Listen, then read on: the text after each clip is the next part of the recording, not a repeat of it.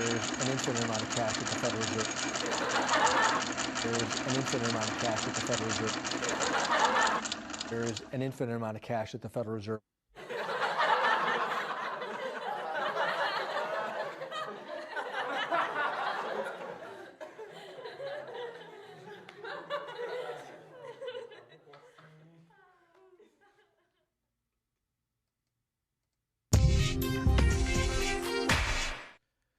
Good morning, Bitcoin. Today is Saturday, June 27th, 2020. My name is Thomas Hunt, and this is the World Crypto Network.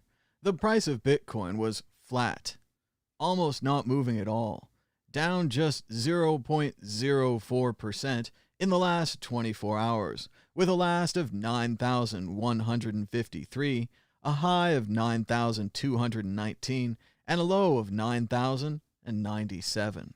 That's $1 for 10,925 Satoshis. Volume is very low, but it is a Saturday, with 1,430 Bitcoins changing hands. The market continues to lean long, with 80% heading that direction. Bitcoin dominance is at 65.41%.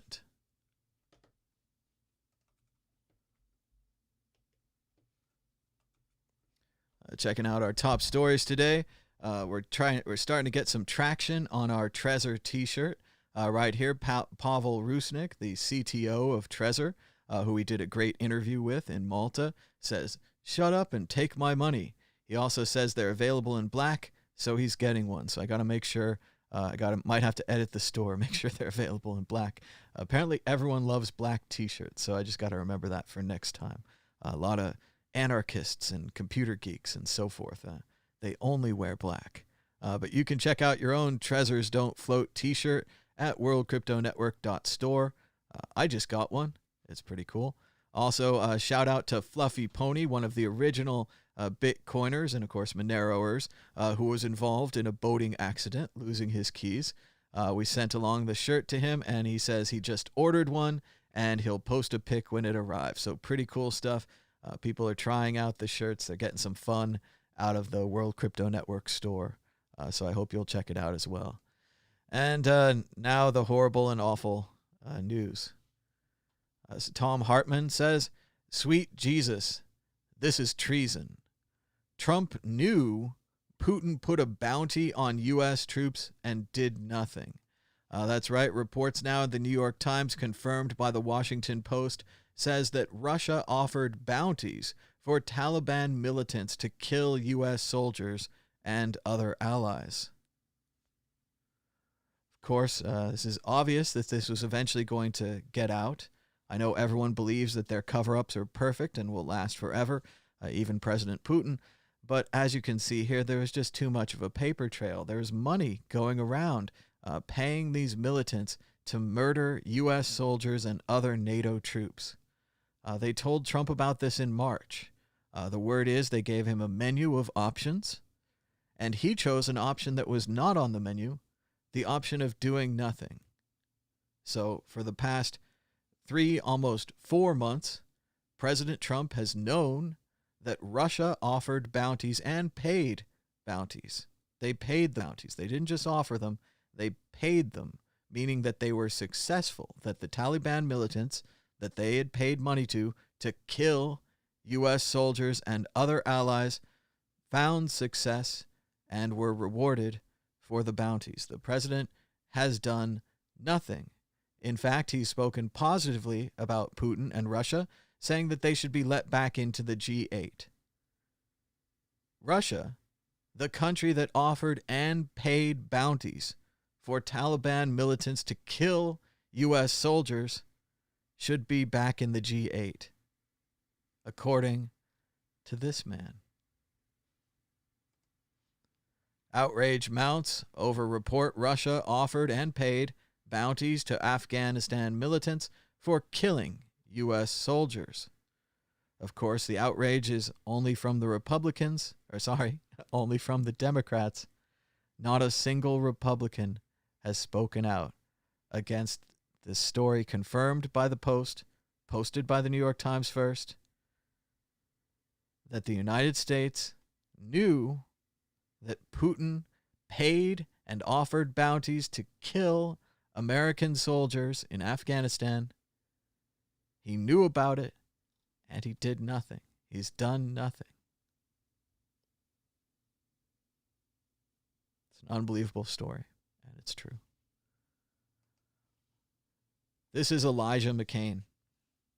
I can barely look at him without crying. This story is a year old. Sadly, nothing happened after this story broke. It's only recently that a petition took off, gaining more than 2 million signatures, asking for justice for Elijah McClain.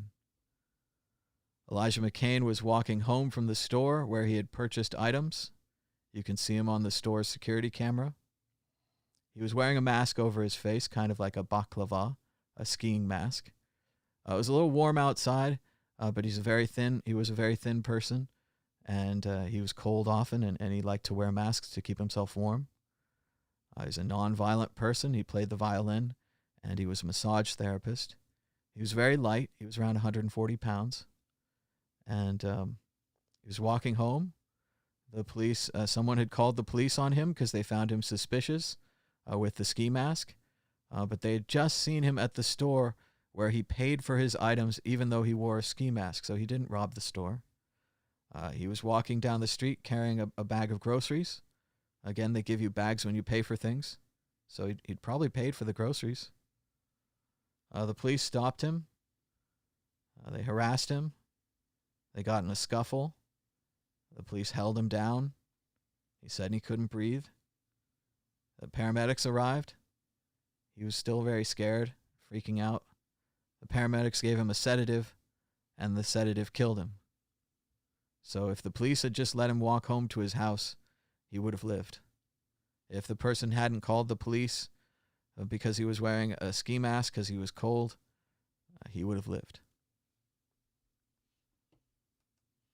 These are the last words of Elijah McClain, a peaceful and blessed soul who was senselessly killed by police. Senator Cory Booker, we demand justice for Elijah, and we must continue our fight to end the systemic racism that killed him. These are Elijah McClain's last words. I can't breathe. I have my ID right here.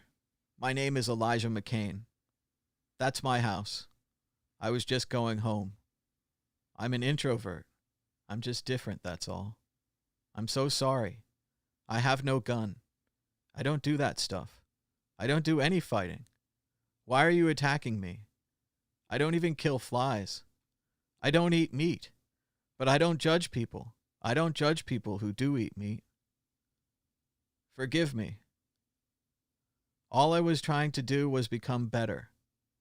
I will do it. I will do anything. Sacrifice my identity. I'll do it. You are phenomenal. You are beautiful, and I love you.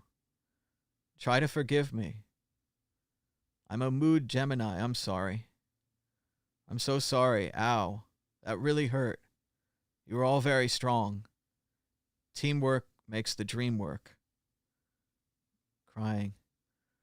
Oh, I'm so sorry. I wasn't trying to do that. I just can't breathe correctly. Body cameras captured the last words and the last minutes of Elijah McClain's life. Some viewers may find this video disturbing. Viewer discretion is advised. Sorry, but I have to play this.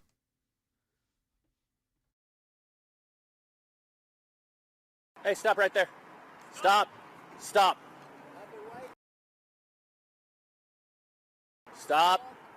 Stop. I have a right to stop you because you're being suspicious. Well, okay. Turn around. No, Turn around. actually, your hands, bro. Turn around. Stop. Stop tensing up, dude. Stop tensing up, bro. Stop tensing up. Stop tensing up. Okay. A good person or a bad person? Yeah. Mask on. I am an introvert. Please respect the boundaries that I am speaking. Relax. Stop. Relax. I'm going home. Relax, or I'm going to have to Leave change me this alone. situation, dude. Leave me alone. Sir, can you please cooperate? You leave me alone. No, we're gonna talk to You you. guys started to rush me, and I was stopping my music to listen. Now let go of me. You got me there.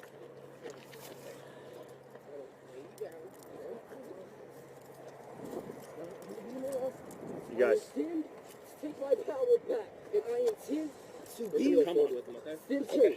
No, I intend to be centered. grab your gun, dude. Stop, dude.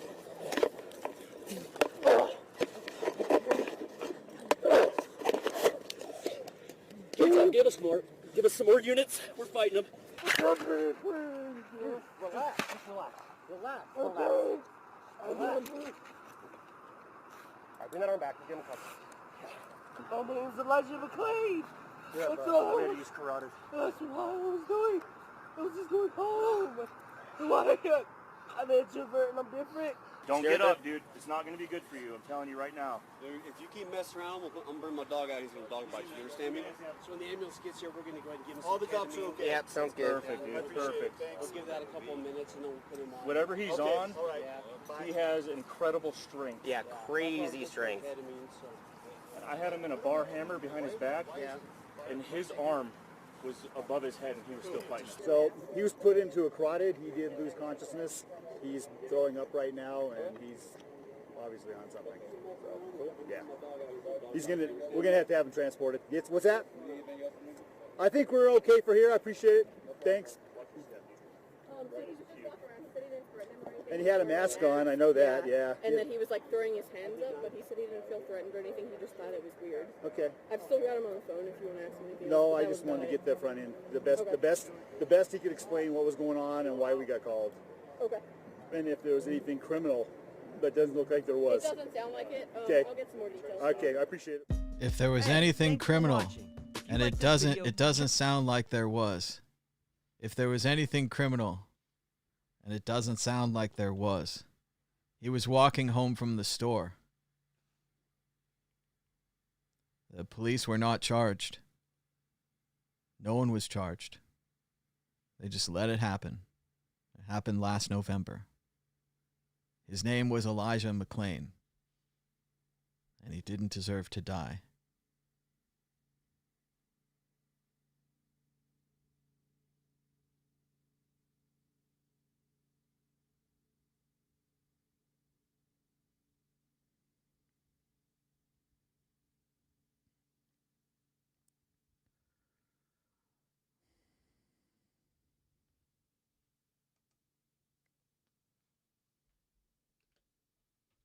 Trump just filed a brief with the Supreme Court to take Obamacare and the Affordable Care Act away from people.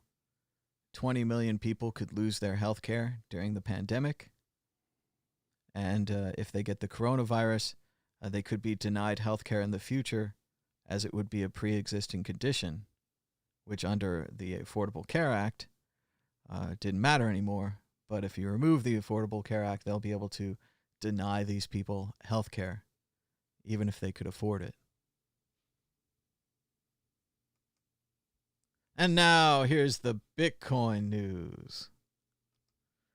Bitcoin risks 20% drop as outlook for stimulus junkie stocks soar. I don't know what any of those words mean.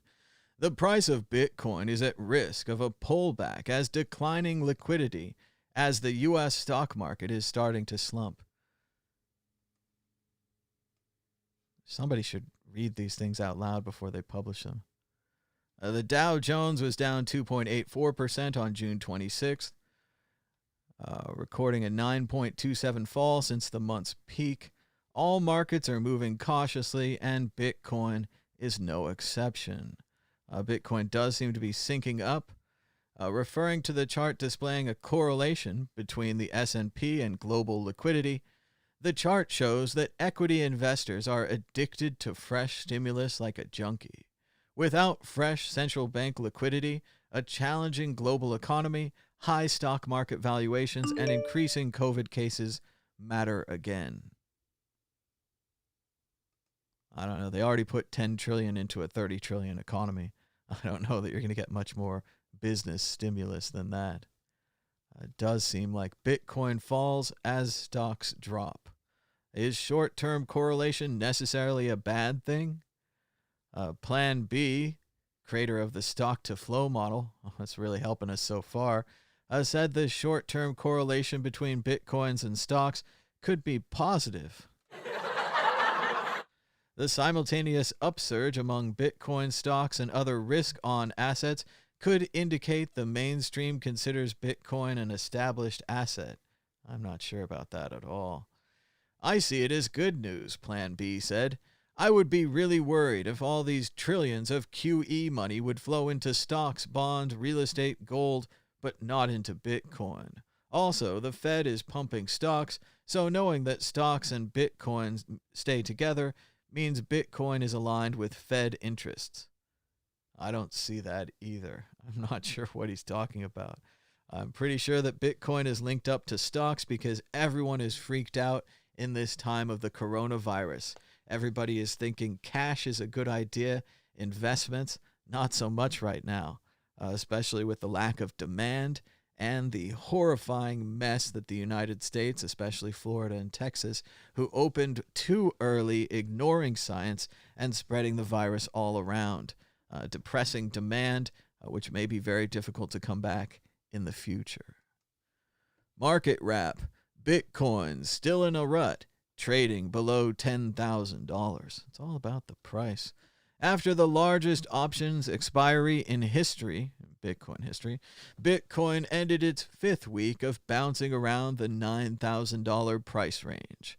Bitcoin was trading at around $91.80, slipping almost 1% over the previous 24 hours. All right, waiting for something to happen.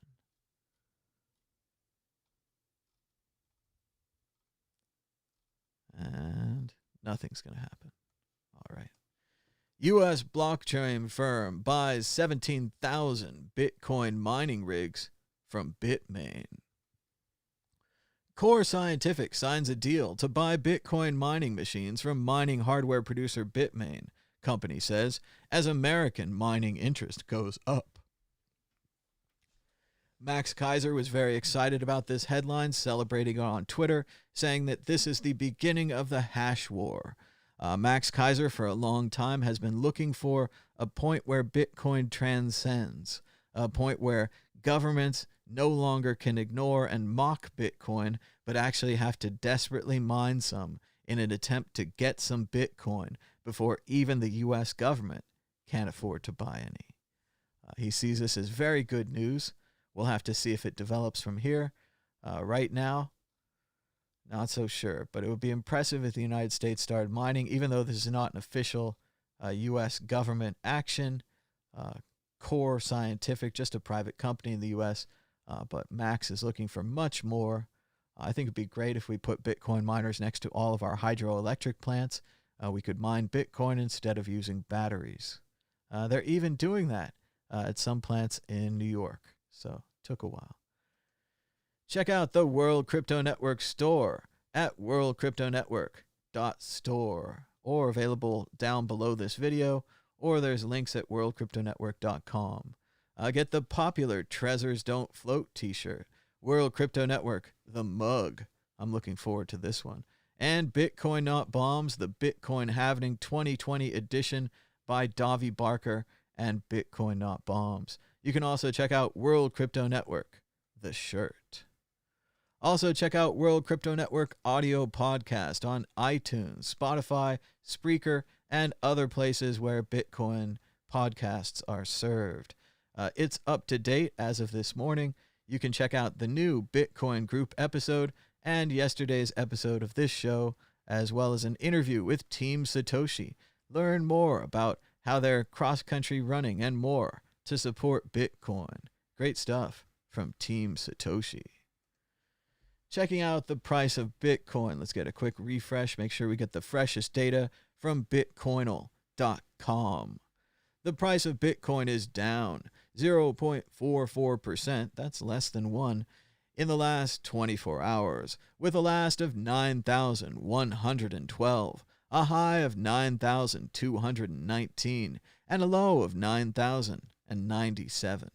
That's $1 for 10,976 Satoshis. Volume is very low, but it is a Saturday, with 1,457 Bitcoins changing hands. The market continues to lean long at 80%, and Bitcoin dominance is at 65%. And now, checking out the news. Oh, that's a nice shot from yesterday's show, checking out the Raiders' new stadium in Las Vegas. Very cool building. Can't wait to go there. Maybe not for a Raiders game. They're pricey, but maybe a college game or a preseason game, something like that. Maybe a concert. Someday when the world gets better. Check out Stone Crypt on Twitter, KRYPT. He's got a new item called the Stone Book. He says the Stone Book can store up to 100 crypto wallets in a paper notebook that's durable to withstand a flood. So he says, let's fish for keys, private keys at the LA River. That's why he's wearing the gloves. He's going to put his hands in the river. So he's got the book right there. Oh, sorry. Let's see. Get some more video there. He's got it on a string. There he is. He's string fishing for his notebook in the LA River. That's why he's got the gloves. And check it out here. The notebook is intact. He said online that it was made out of stone. I don't know how that works, but very cool. Look at that. You can still see your Bitcoin private keys.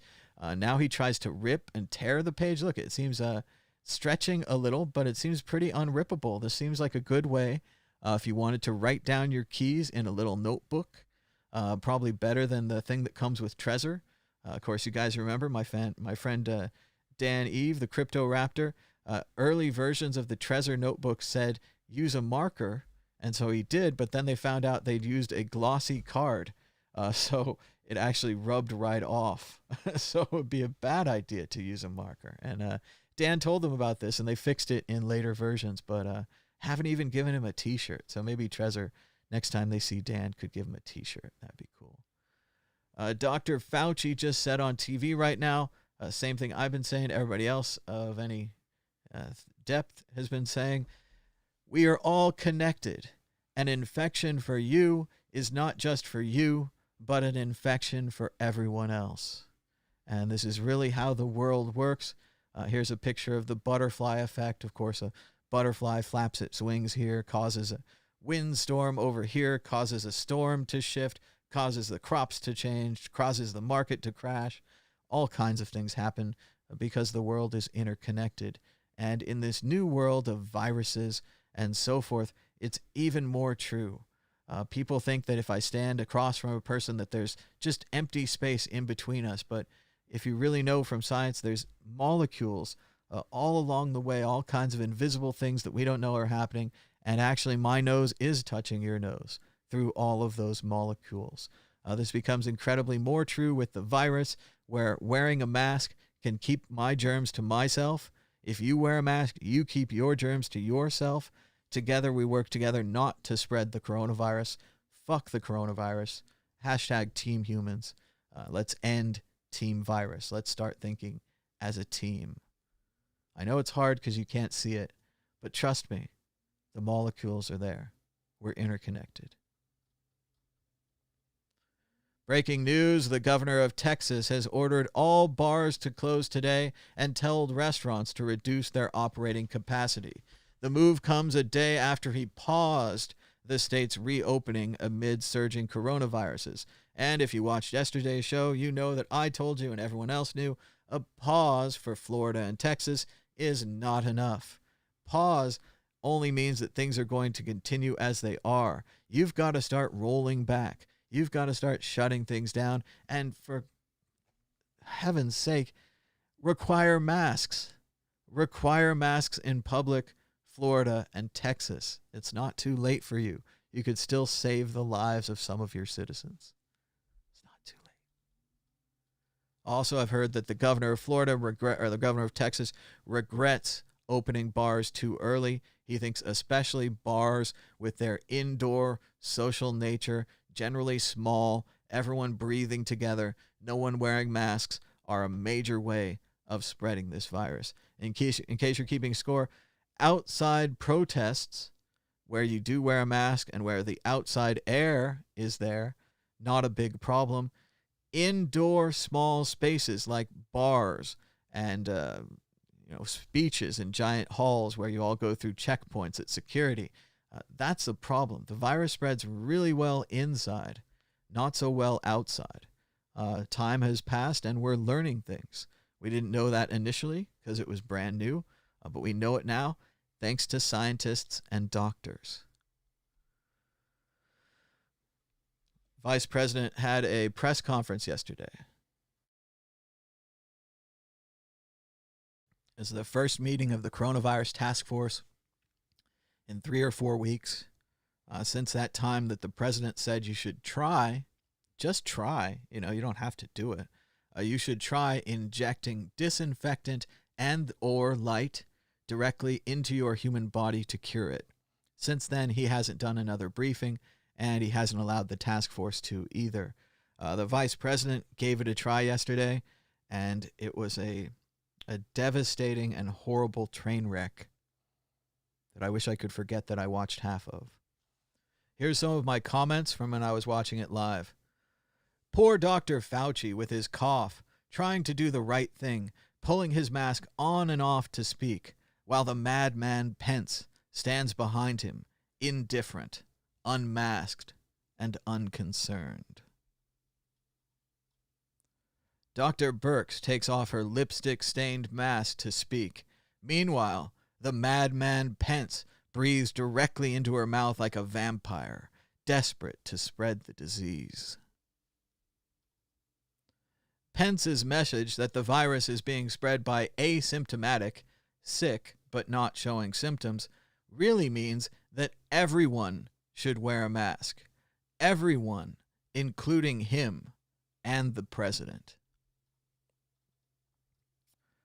A reporter asks point blank, that was Paula Dean from CBS, "It sounds like you're saying, do as we say and not do as we do, as they keep having rallies to spread the disease." Pence deflects with a free speech and freedom argument. It is empty and ineffective. Pence defends the freedom to go to rallies over the order to stay apart and fight the virus. He's still going. He's all over the place. It's getting worse. Pence brings up suicide. Ignore the health rules to go to rallies or commit suicide. This is a horrifyingly bad argument. He should wear a mask and not have rallies. His last words, "No young person would want to spread the virus to their grandparents. It's not a question of desire. The virus doesn't care." Florida is joining Texas in closing bars. That's right, not just pausing, but rolling back, trying to control the virus after shattering new records of coronavirus, which we predicted, and the scientists predicted, and the doctors predicted, and everyone told you would happen. But Florida and Texas just had to go ahead. It's a great time to watch the movie Jaws again. In the movie Jaws, it's about a small town in the Northeast, and they're desperate and dependent upon tourism, and they must have tourism. But there's a shark in the water, and the shark is eating the tourists. But the town doesn't care. They need tourism. They need the money. They reopen the beaches.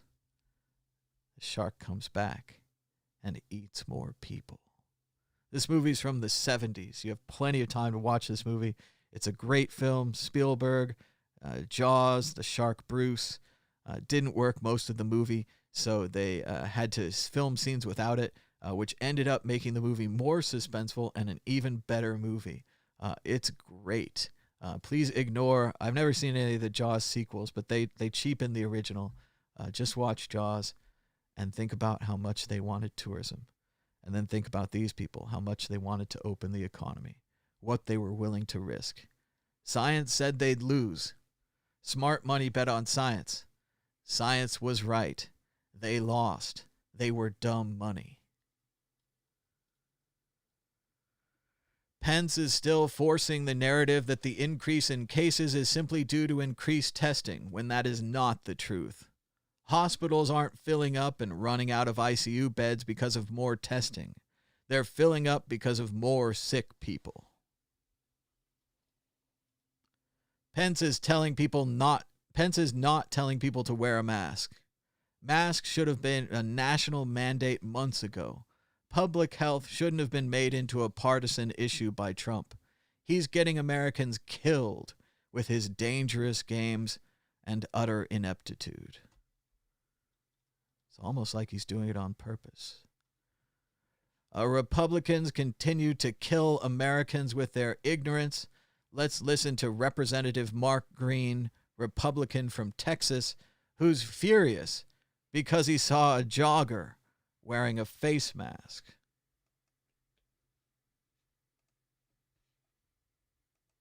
And media continues their narrative, marching in lockstep with my Democrat colleagues, and they ignore the context and the facts. As I came in today, I saw a gentleman running on the sidewalk. There was no one within 100 yards of the guy, yet he was wearing a mask while running.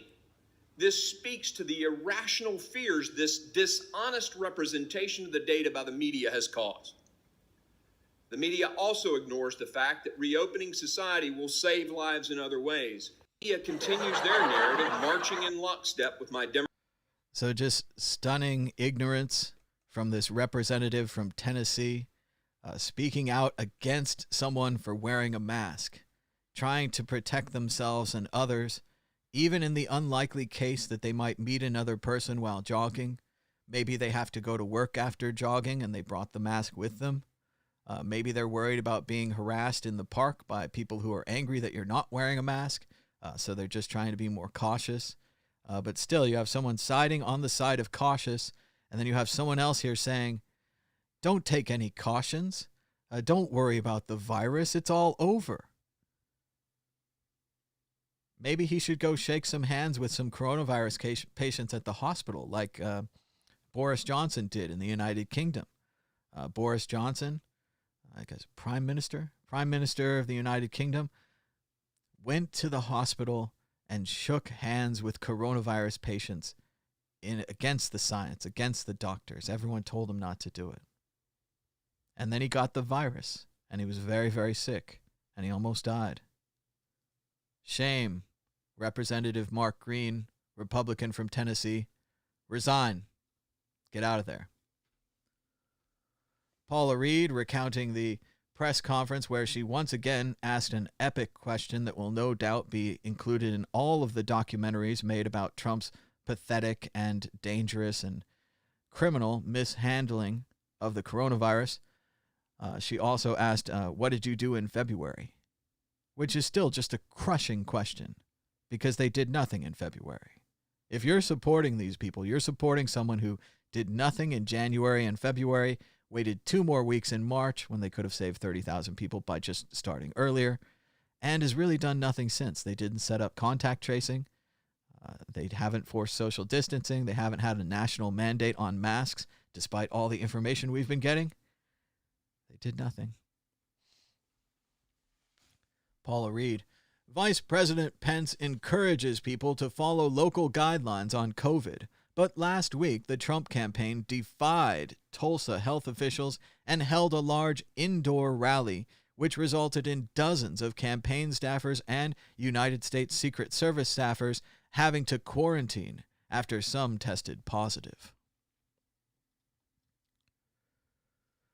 Florida has 8,942 new COVID cases in one day.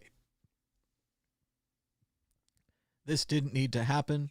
They were repeatedly warned.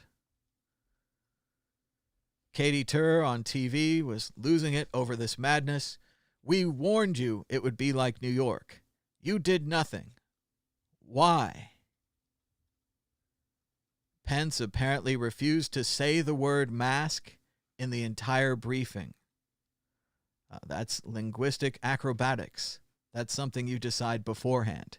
You decide beforehand, I'm not going to say the word mask, even though it's the most important word anyone could be saying right now. We could win this thing. We could kill the virus if we went to 100% mask wearing. 100% mask wearing, that's all it would take for about 14 days.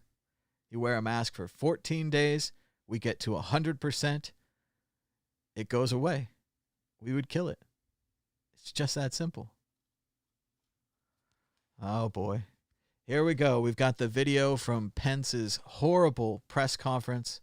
Wait till you see the end of this. Pence lies and lauds Trump for suspending all travel from China, which never actually happened. Travel was restricted, but not suspended. Facts. Facts matter. And here it is. This is the killer question. This is Paula Reed. Paula Reed. Again, just taking them down with the simplest of questions. She says, it seems like you're saying, do as we say, not do as we do. You're telling people to listen to local officials, but in Tulsa, you defied them to have an event that resulted in dozens of people being quarantined. How can you say that the campaign isn't part of the problem? A crushing question by Paula Dean from CBS News. On the campaign, it really does sound, though, like you're saying, do as we say, not as we do. You're telling people to listen to local officials, but in Tulsa, you defied local health officials to have an event that, even though you say it didn't result in a spike, dozens of Secret Service agents, dozens of campaign staffers are now quarantined after positive tests. And then in Arizona, one of the hardest hit states, you packed a church with young people who weren't wearing masks. So how can you say that the campaign is not part of the problem that Dr. Fauci laid out? Well, I want to remind you again that the freedom of speech and the right to peaceably assemble is enshrined in the Constitution of the United States. And even in a health crisis, the American people don't forfeit our constitutional rights. And working with state officials, as we did in Oklahoma and as we did in Arizona, we're creating settings where people can choose to participate in the political process. And we'll continue to do that. This is the complete opposite of everything else he said in the briefing. Everything else in the briefing was, we're putting down requirements to keep you safe.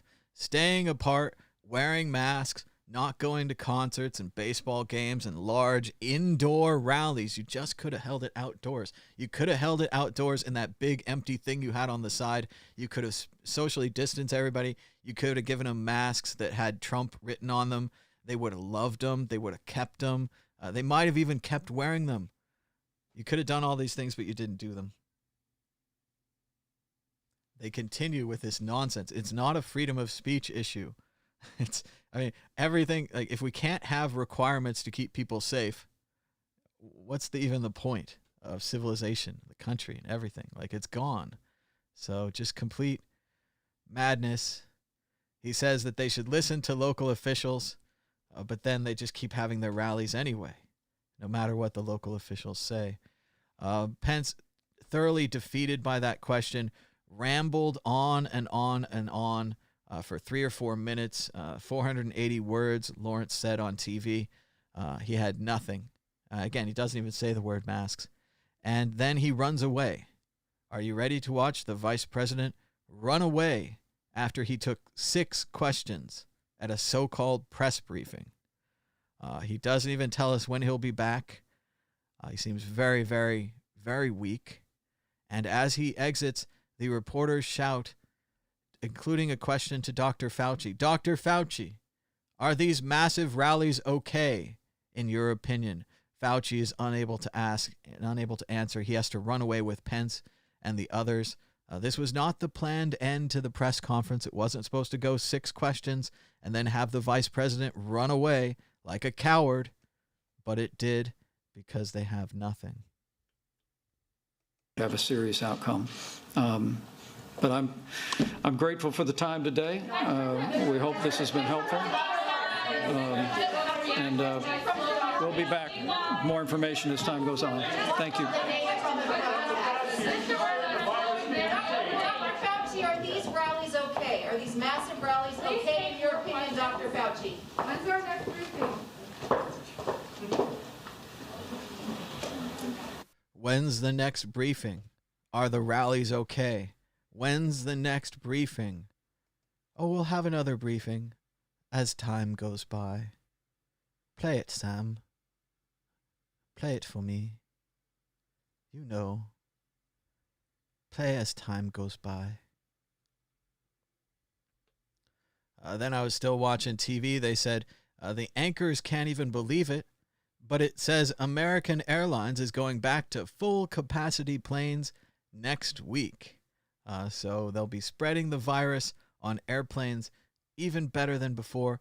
No one's even brought this up, but an obvious thing to do during a pandemic would be to temporarily shut down air travel. As a national emergency, if we could stop people from moving around, we could stop them from spreading the virus. If everybody would just stay home for 15 days, wear a mask the whole time, eat your food at home, we could kill this thing. We could seriously kill the virus instead of killing Americans. That's not what we're going to do, though. The vice president is apparently doubling down on the president's stupidity that more testing leads to more cases. Yep, and when I stop weighing myself, I never gain weight.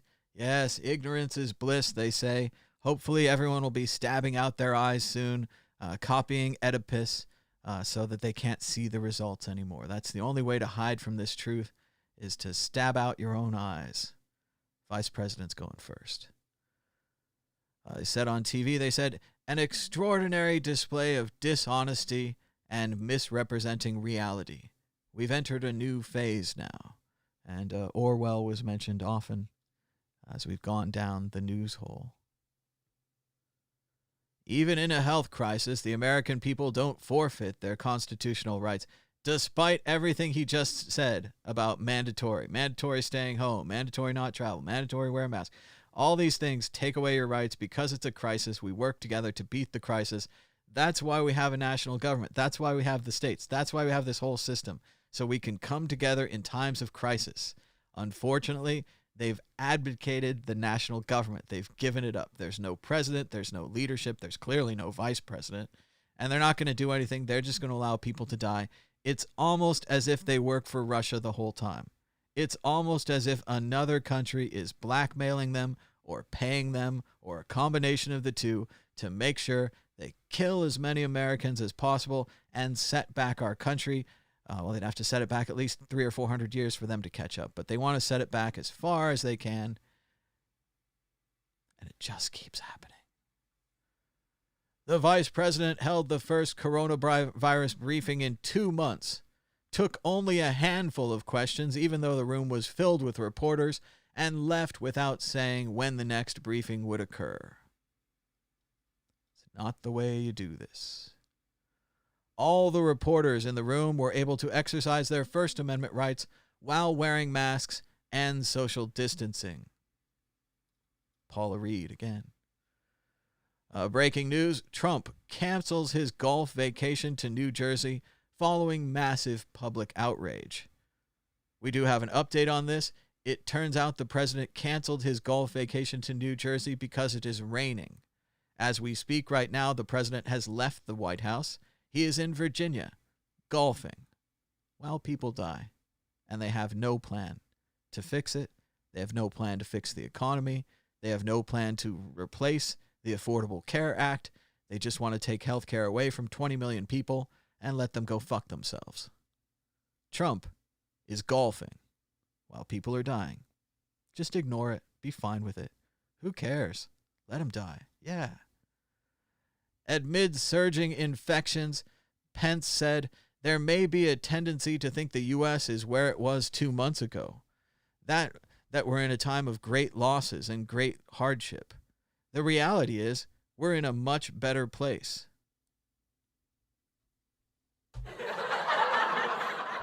The U.S. set a record for daily new cases yesterday, and still he goes out there and lies with his propaganda. We're in a much better place. A much better place? Really? Really? A court has just declared that Trump's use of Pentagon funds for the U.S.-Mexico border wall was illegal. Everyone said this at the time. Instead of passing the bill through Congress to get actual money to build his wall, he stole money from the Pentagon illegally to build sections of wall. Now judges have come down, and it's going to stop. Alan Silbert writes, really, one of the most baffling and frustrating things of this ordeal is how masks suddenly became a freedom and political issue. The simple fact that you breathe, cough, and sneeze, and that affects other humans, is simply lost on people. Is it really that big of a deal to wear a piece of fabric? Update from Las Vegas. This is the side of Resorts World in the daytime. Apparently yesterday's video was not a rendering. It was real world. They have put the large video screen on the side of the building. Looks like it's only be the middle of the building. I wish it was the whole thing. You can see those little squares. Those are hotel room windows. You could get a hotel room in the video screen. How cool is that? Another giant video screen coming to Las Vegas. Check out the Bitcoin group. We had a great episode yesterday with Ben Ark, Christian Rutzel, and myself, Thomas Hunt, Mad Bitcoin. So check it out. It's a discussion group. We talked about the Bitcoin options expiring and, of course, the price of Bitcoin. The Magic 8 Ball predicted the price. You can check it out. We talked about, can Bitcoin be stopped by governments? And, of course, the virus and the PayPal news, which just keeps happening. I've had the PayPal news like at least 3 to 5 times, and every time it feels like that classic scene from Peanuts where Lucy is holding the football and Charlie Brown runs forward to kick it, and then Lucy just pulls the ball back. We've had these PayPal rumors so long. The last time I read them, I think they were Cripsy was still around, and it was like, oh, instead of Cripsy, I could use PayPal, and PayPal is going to be the next Cripsy. But that means something different now. Okay, and we covered it. Trump put a bounty, or Putin, the Russian government put a bounty on U.S. troops in Afghanistan. The Mujahideen in Afghanistan were paid by Russia if they killed American soldiers. These bounties weren't just offered, they were also paid. So they saw this as a successful program.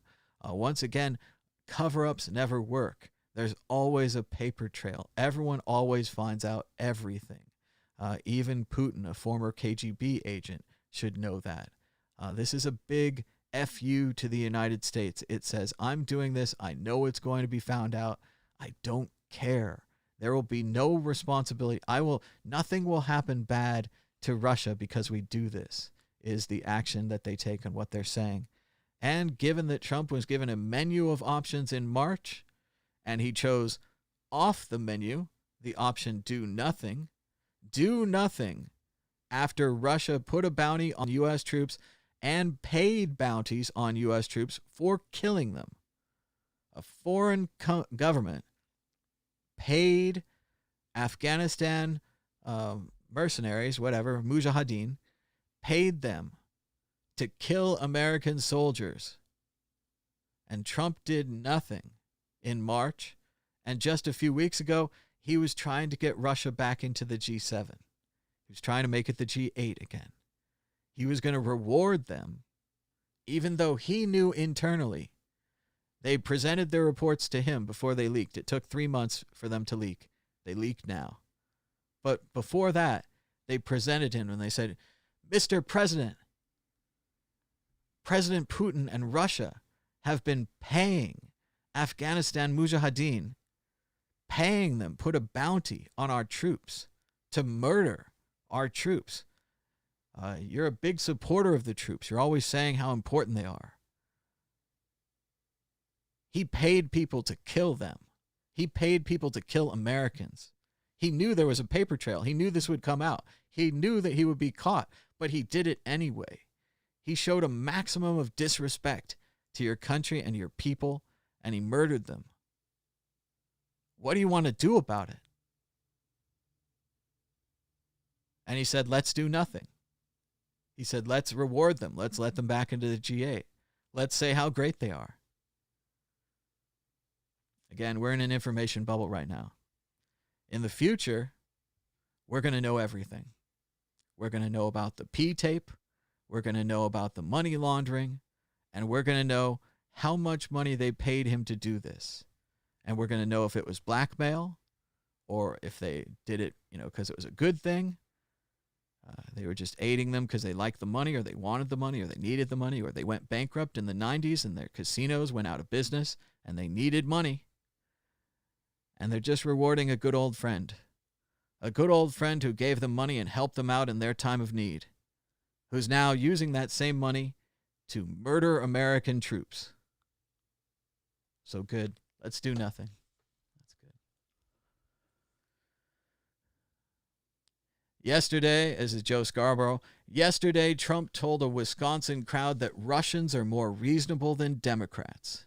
Today, we learned that Russia is paying Islamic radicals bounties and paid bounties to kill U.S. troops. Trump has known about this but refuses to do anything. It is all beyond the pale. Shout out to Stone Kettle. He says, I'm retweeting Joe fucking Scarborough because that's the goddamn apocalyptic world we live in now.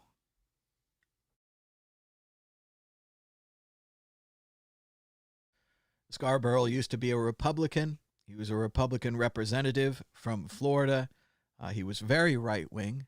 He does not like Bill Clinton at all. He was very much involved in the impeachment scandal, the original one. And now he's completely switched because Joe Scarborough is a patriot. And when you tell Joe Scarborough that Russia is paying Islamic radicals bounties to kill U.S. soldiers, he gets mad about it. Say what you will. I mean, he's a Republican. I don't think we agree on a lot of things, but at least he gets mad when he finds out that Russia is paying Islamic radicals bounties to kill U.S. troops. At least we have that in common. Checking in with the price of Bitcoin. The price of Bitcoin is down 0.84% in the last 24 hours with a last of $9,080. That's the low. So there it is. I finally got to report on the price when it was at the low. I'd prefer to report on the price when it's at its high. But there you go. Keeping an eye on the price. And of course, you can also look in the lower right-hand corner, at least of the video feed. We do have a price ticker right there. How cool is that? Open broadcaster, huh? Neat.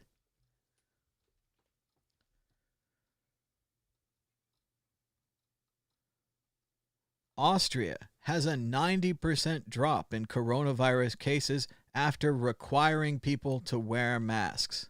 Let me repeat that again. 9-0. 9 out of 10. 90%. 90%. 9-0. 90%. 9 out of 10. 90 out of 100.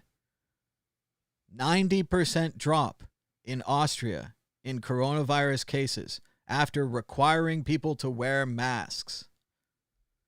As Tom Hartman says, breakthrough. A new device stops 90% of COVID transmission, so it eventually dies out. The medical airborne scientific kerchief, mask, is made of paper or cloth. Ivanka Trump branded version available for only $13,666 could have saved 60,000 U.S. lives, and it's not too late to put one on. Get your own medical airborne scientific kerchief, MASK. It's an incredible new technology that could kill the fucking coronavirus. You just have to wear it on your face. I don't know what's wrong with you people. Speaking of other people I don't know what's wrong with, the vice president announces he'll be traveling to states with new outbreaks next week. He'll go to Texas on Sunday, Arizona on Tuesday, and Florida on Thursday, likely spreading the virus each time as he continues to refuse to wear a mask in public. These cowards. I agree very much with this tweet here. I even quoted it earlier. Shout out to Rashid Hawes. He says, when the documentary film is made about this pandemic, Paula Reed at CBS will have two of the most telling questions. What did you do during February? And it sounds like you're saying, do as I say, not do as I do. He's very right. It's powerful questions. Cuts through the noise. Right here in Las Vegas, UNLV Athletics announced they've paused their voluntary workout program because 4 student athletes have tested positive for COVID-19. Those athletes and the others who came in contact with them have been placed in quarantine. The pause will run at least through July 5th. Maybe they should wear masks. I don't care that they're working out. Maybe they should wear masks.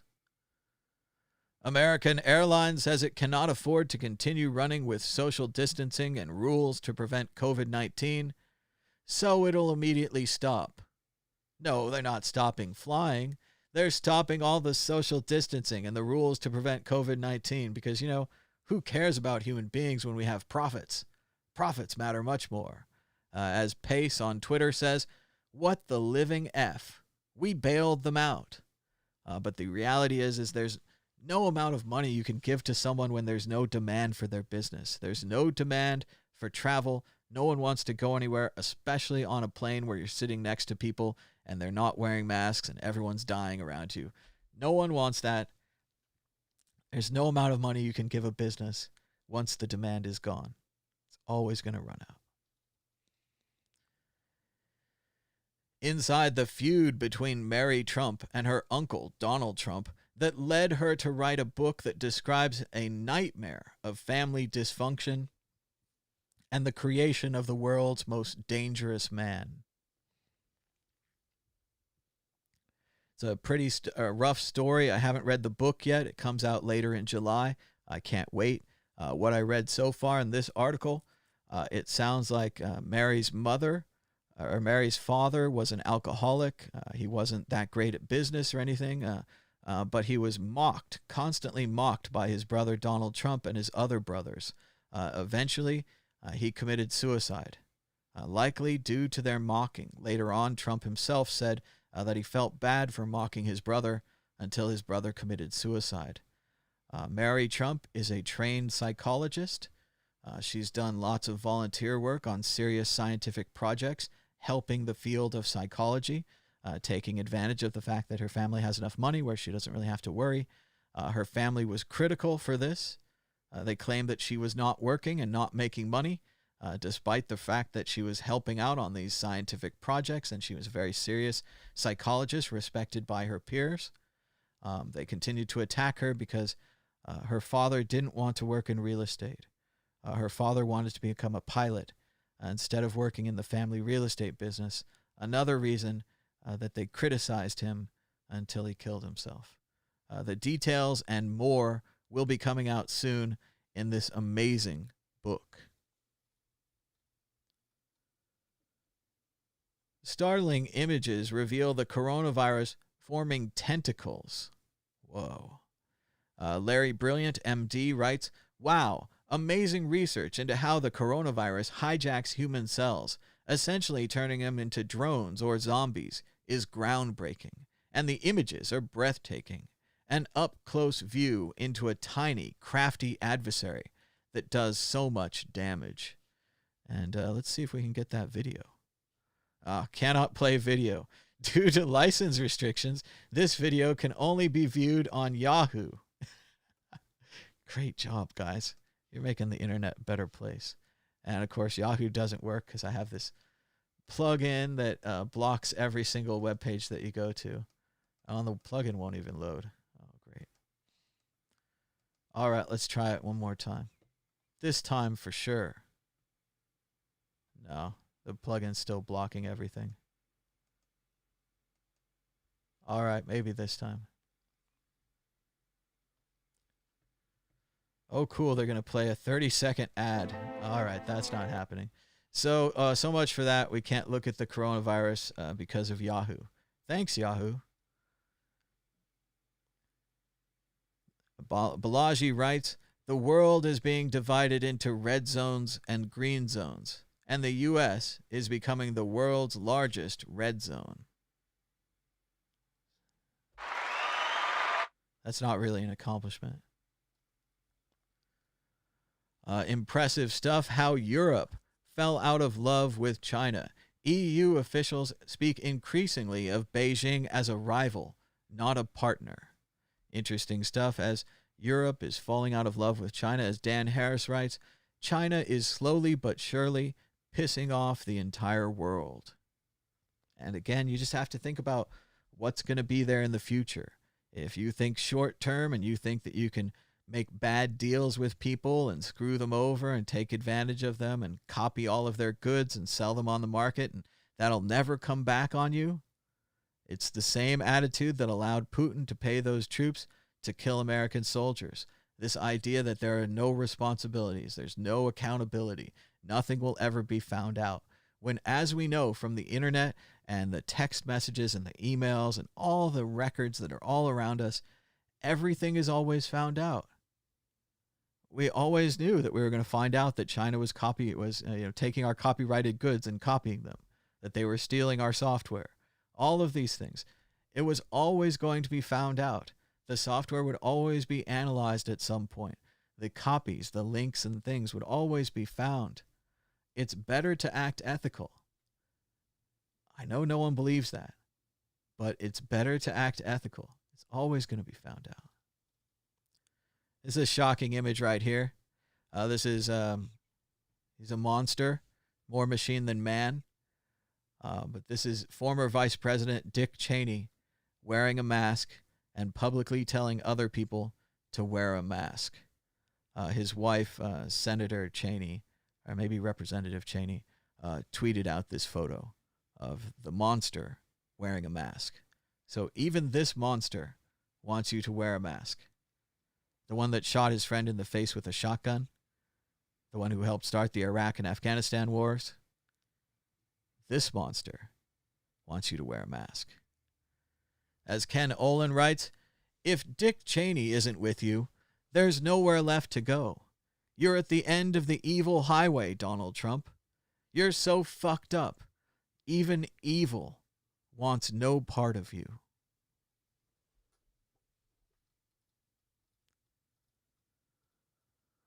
A failure to ramp up testing let the virus spread far and wide in the United States. Instead of coordinating a coherent national response, President Trump has downplayed the threat of infection and left decisions to insufficiently supported states. The U.S. COVID curve has a simple explanation. Declaring victory too soon is an excellent way to return to new heights. Remember 5 years ago when Mad Bitcoins warned New York about the bit license? Let's check that out. I have the rights to play this because I made it. So here we go. Remember when I warned you about the bit license? Startup NY has a plan to attract jobs to New York State. But it's not Ben Losky's plan. Ben Losky and his controversial bit license wants to chase jobs away. If the bit license becomes law as drafted, we may be forced to block all New York residents. New York's proposed bit license is the wrong form of regulation and poses a threat to consumers. New York is putting the cart before the horse. Ben Losky and his bit license. It's bad for jobs. It's bad for business. It's bad for New York. Paid for by generous donations for the Committee Against Ben Losky and Bit License. Donate now. So there it is, a classic Mad Bitcoins video from October 5th, 2014, predicting that New York would lose because of the bit license. Now, New York regulators are proposing easing cryptocurrency rules. New York's financial regulator on Wednesday proposed easing rules for virtual cryptocurrency companies that want to do business in the state. It's almost as if they cut off their nose to spite their face with the bit license. Many other people predicted this at the time. Many other people said instead of dealing with the New York regulations, they would just shut off New York. They would just block all IP addresses from New York. damaging New York consumers, giving them less of an opportunity to buy Bitcoin and other cryptocurrencies. A disaster for New York, and we predicted it in real time, even made a video making fun of it 5 years ago. Pretty awesome. Shout out to Mad Money host Jim Cramer. Respect. He says that he won't fly until Washington enforces a national mask mandate, which I'm sorry to say, Mr. Cramer, means that you won't fly until we have a new president. You're going to have to wait till January 21st, 2021. So, but it's a bold and an awesome stance. Almost as good as saying you won't go outside until there's a vaccine. Almost as good.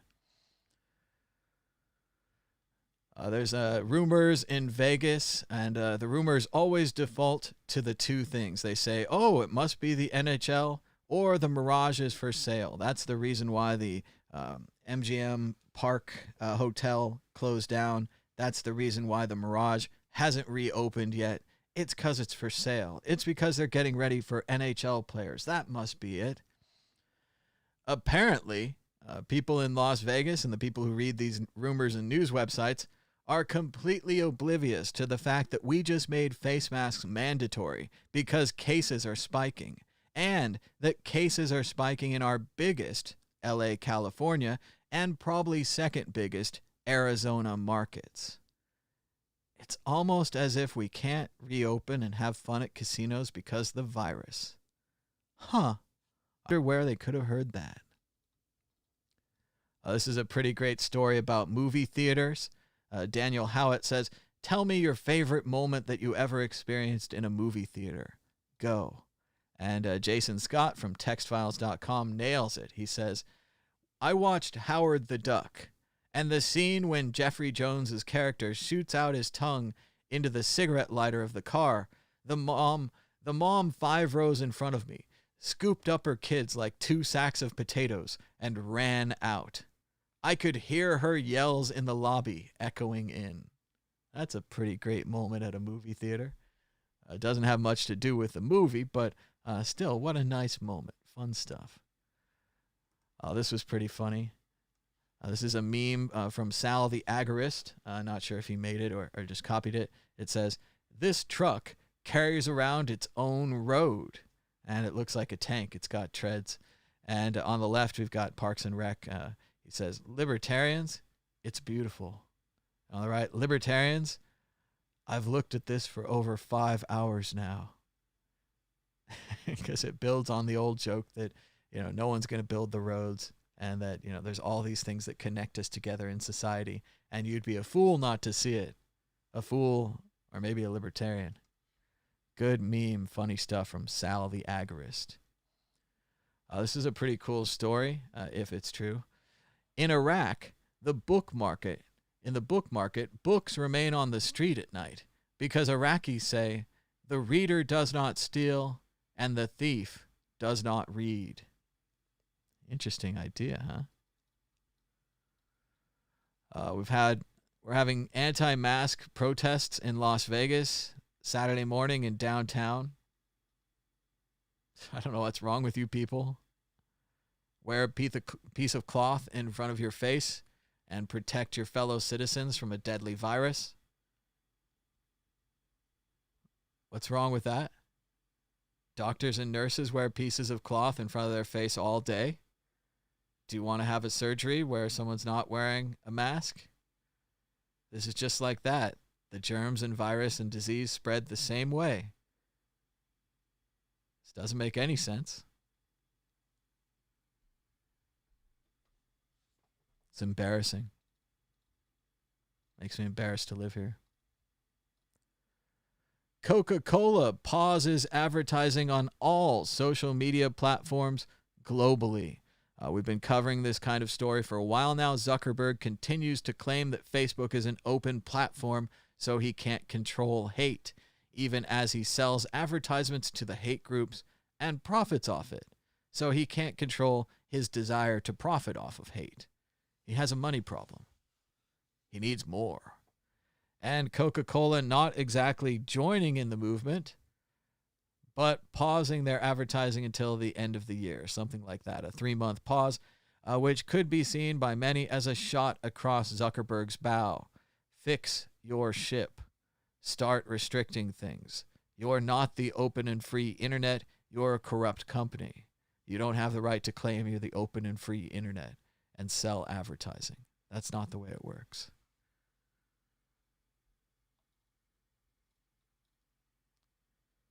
This is an interesting story from insider.com. Teens in quarantine are role-playing as Karens on Instagram. Teens are creating Karen accounts on Instagram to socialize while posting troll or parody content about stereotypical white American moms. They're also having massive hangouts where all the Karens hang out together and talk about their Karen problems, both satirically and in real life.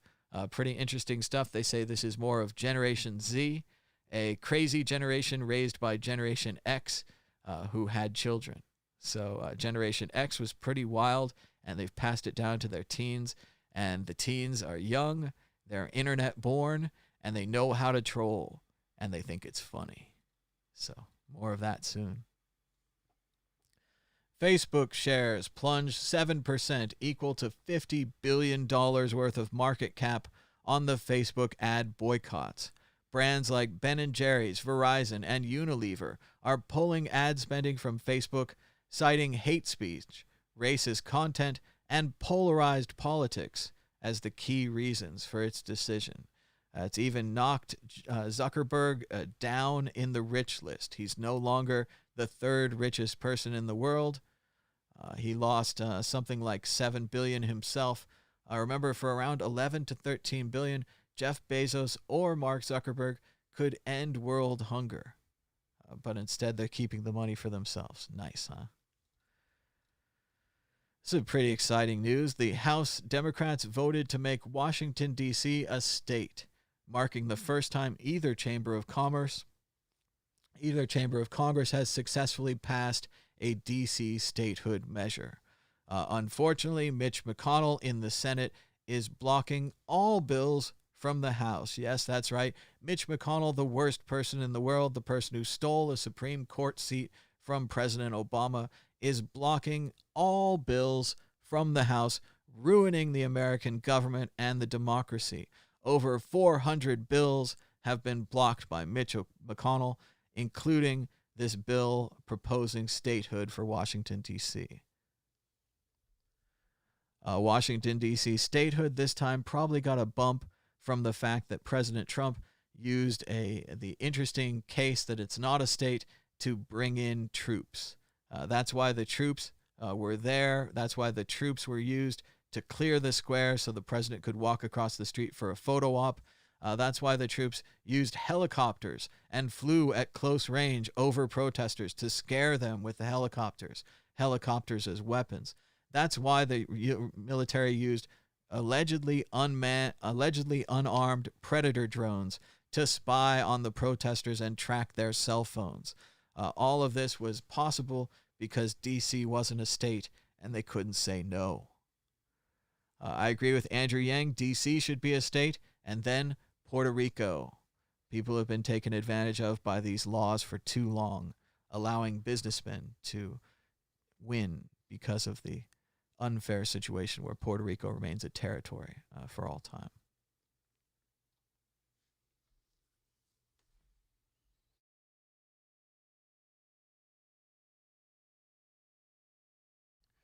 We talked about this when I started the show. Over a year ago, police in Aurora, Colorado, the same place where they apprehended peacefully that guy who shot up the movie theater. The white guy who shot up the movie theater, he's peacefully apprehended, lives and stays in jail now. This black guy who was just walking down the street after going to the store, he was wearing a ski mask. He paid for his items at the store. He had a bag. It's really clear when you have a big plastic bag, you paid for your items at the store. That's what I assume. The police didn't assume that. They harassed him. They fought him. They tackled him. Then the ambulance arrived. They gave him a sedative, and that killed him. So if the police had just let him walk home, he'd still be alive. They saved the life of the guy in the movie theater. the guy who shot all those people during the Batman movie. They saved his life. But this kid right here, Elijah McClain was his name, and he was murdered by the police in Aurora, Colorado. He was 5'6" and weighed 140 pounds. The police officers said he had incredible, crazy strength, and that at one point 3 officers were on top of him. They said that he did nothing criminal. He was just walking down the street, and they killed him. Michelle Norris writes, I can't stop thinking of Elijah McClain. His last words were, I'm an introvert. His smile in all those videos. A sweet and gentle soul extinguished. The way the drug they injected would have coursed through his 140-pound frame like a toxic jolt. They took a saw and a hammer to her heart. And to all of our hearts. If you have any feelings. If you can think about other people and not just yourself. If you don't see this person as different, maybe because his skin's different color than yours. I don't see that at all. It's horrible. Elijah McClain was a 23-year-old black massage therapist who played violins for shelter kittens on his break in his hometown of Aurora, Colorado, because he wanted them to feel less lonely. Police killed Elijah McClain. Why are you attacking me? I don't even kill flies, he said. But they saw him as a violent person because he was wearing a ski mask. And probably because he was black.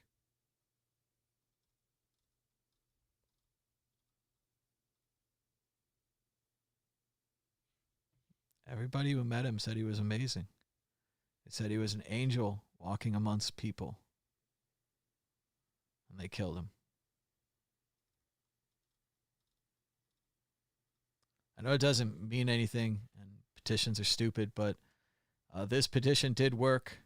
After 2 million people signed it, the governor of Colorado has launched an investigation into the death of Elijah McClain.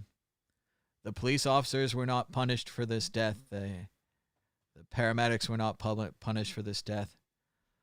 No one was punished except for Elijah McClain, who was killed.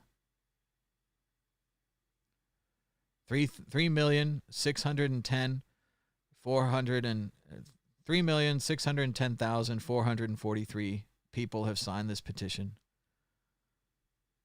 I know it's petitions. It doesn't mean anything, but I think you should sign this petition. I think it was horrible. I signed it. All right, something a little more light. Ivanka Trump, daughter of the president, obviously works for the president. There's a word for that. It's called nepotism. It means hiring people inside your family. It's the opposite of judging people based upon their degrees or their skills or their experience. Because of that obvious incongruity, they've chosen Ivanka Trump to support a new program where they claim they're not going to be hiring based on degrees anymore. They're going to be hiring based on skills, which sounds like we're just getting a bunch of uneducated people to work for the government. And she doesn't seem to notice that she got her job from nepotism.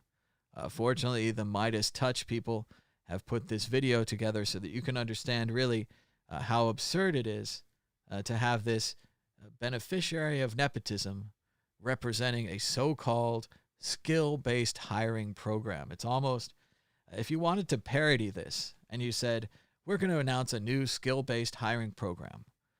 We want to get the least skilled, least qualified, most nepotistic, most example of what's wrong with the system. We want to get that person to announce this new skill-based hiring program.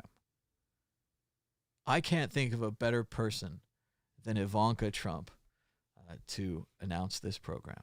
Here she is, thanks to Midas Touch. President Trump has always been a champion for the American worker. The ties are made in where? China?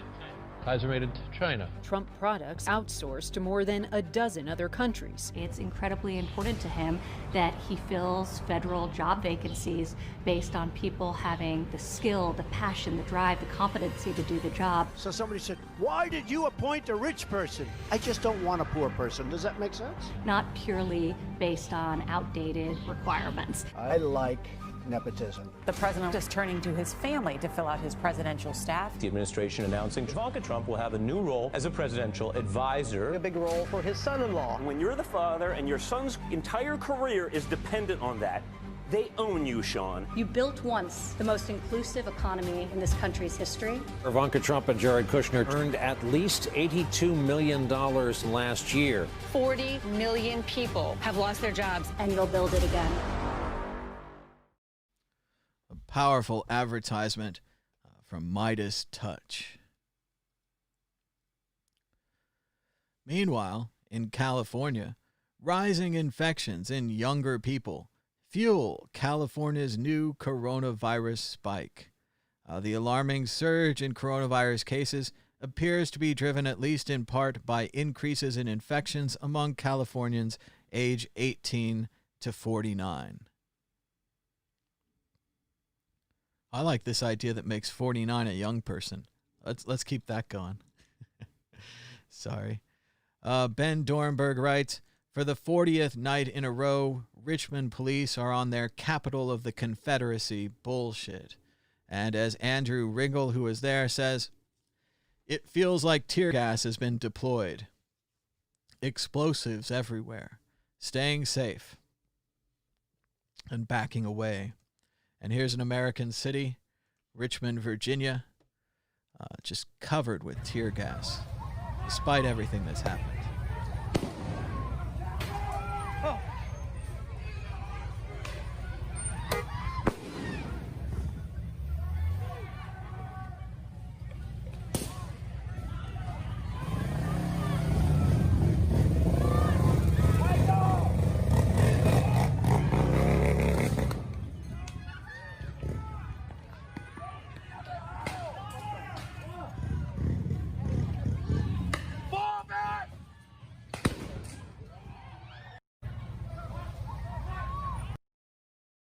It looks like a war zone, and it looks like the end of the world from Richmond, Virginia.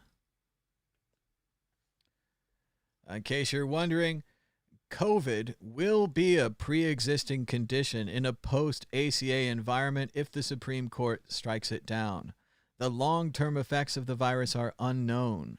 The genocide will continue among a growing uninsured population. And it really does seem like they're trying to kill us all. It seems they don't care about America. Oh, we need something light and fun. More and more, I've gotten into these videos. This is Sarah Cooper. She's a comedian, and she does these lip-syncing videos where she acts out what Trump must be thinking. She has an incredible skill to get inside his mind by analyzing the insane words that he actually uses. Let's listen to Sarah Cooper playing Trump. What's at stake in this election as you compare and contrast, and what are your top priority items for a second term? Well, one of the things that will be really great, you know, the word experience is still good. I always say talent is more important than experience. I've always said that. But the word experience is a very important word. It's in a very important meaning. I never did this before. I never slept over in Washington. I was in Washington, I think, 17 times. All of a sudden, I'm president of the United States. You know the story. I'm riding down Pennsylvania Avenue with our First Lady, and I say, this is great. But I didn't know very many people in Washington. It wasn't my thing. I was from Manhattan, from New York. Now I know everybody. And I have great people in the administration. You make some mistakes, like, you know, an idiot like Bolton, all he wanted to do is drop bombs on everybody. You don't have to drop bombs on everybody. You don't have to kill people. What's at stake in this election? It's a really powerful video because it really shows how he has no control over the things that he's saying. Any normal politician, when asked, what are your plans for a second term, would have at least 3 or 4 things. We're going to do this. We're going to do that. We're going to change this. We're going to change that. We thought about it a lot. We had a lot of meetings about it. And it's the reason that I'm sacrificing my life to do it. It's the reason that I'm putting all my time and money and energy into running so that we can have 4 more years so that we can do this and that and this. Trump doesn't have that. He doesn't seem to have anything he wants to do in the next 4 years that he can properly name and express. As she shows here on her fantastic and hilarious legal pad, at first it's experience. That's what he's saying. Then the word is very good. Then it's no experience because he didn't have any. And he said he only visited Washington 17 times. What an exact number. 17 times before he became president. Some kind of record. Like, I mean, I knew a guy that only visited Washington 1 time and then he became president, but 17 times. Whoa. He talked about how he knows everybody and they're great people. And you don't have to say this. Like, no one's asking about Bolton. The question is about the next 4 years. He goes into this side tangent because he can't say that his people are great people because he remembers recently that Bolton betrayed him. So he has to say that Bolton's an idiot. And you don't have to drop bombs on everyone. The question is about what are you going to do in the next 4 years? Why are you running for president? It's the softball of softball questions. It's one of the first things that you think about answering. He doesn't have an answer. Not at all. Here, Jeet here on Twitter writes, in the act of lip-syncing Trump, Sarah, CPR, has to untangle his thought processes and figure out why he jumps from one point to the other. Hence this good analysis. And Sarah is analyzing the things that Trump said as well here on a tweet. She says, so here's what I think happened. Someone told Trump to say people should vote for him because he has experience. But that didn't square with his idea of talent versus experience, so he goes on to show that he didn't have experience, but now he does. She still doesn't know why he visited D.C. 17 times. It's a very strange number. And to know it exactly at such a level, especially for a person like Trump, who presumably with his wealth has traveled around the world many times. I don't know. I've been to D.C., I want to say 2 or 3 times. I went to the monuments. I went to my beloved National Air and Space Museum, one of the greatest museums in the world. And I went to some other Smithsonian museums, and I went to the Capitol and the White House and all that kind of stuff. And it was amazing, and I had a great time visiting D.C. I also got to go to that Bitcoin convention there a few years ago, Bitcoin in the Beltway. That was a fun time. But yes, 17 times exactly. That's how many times he's been there.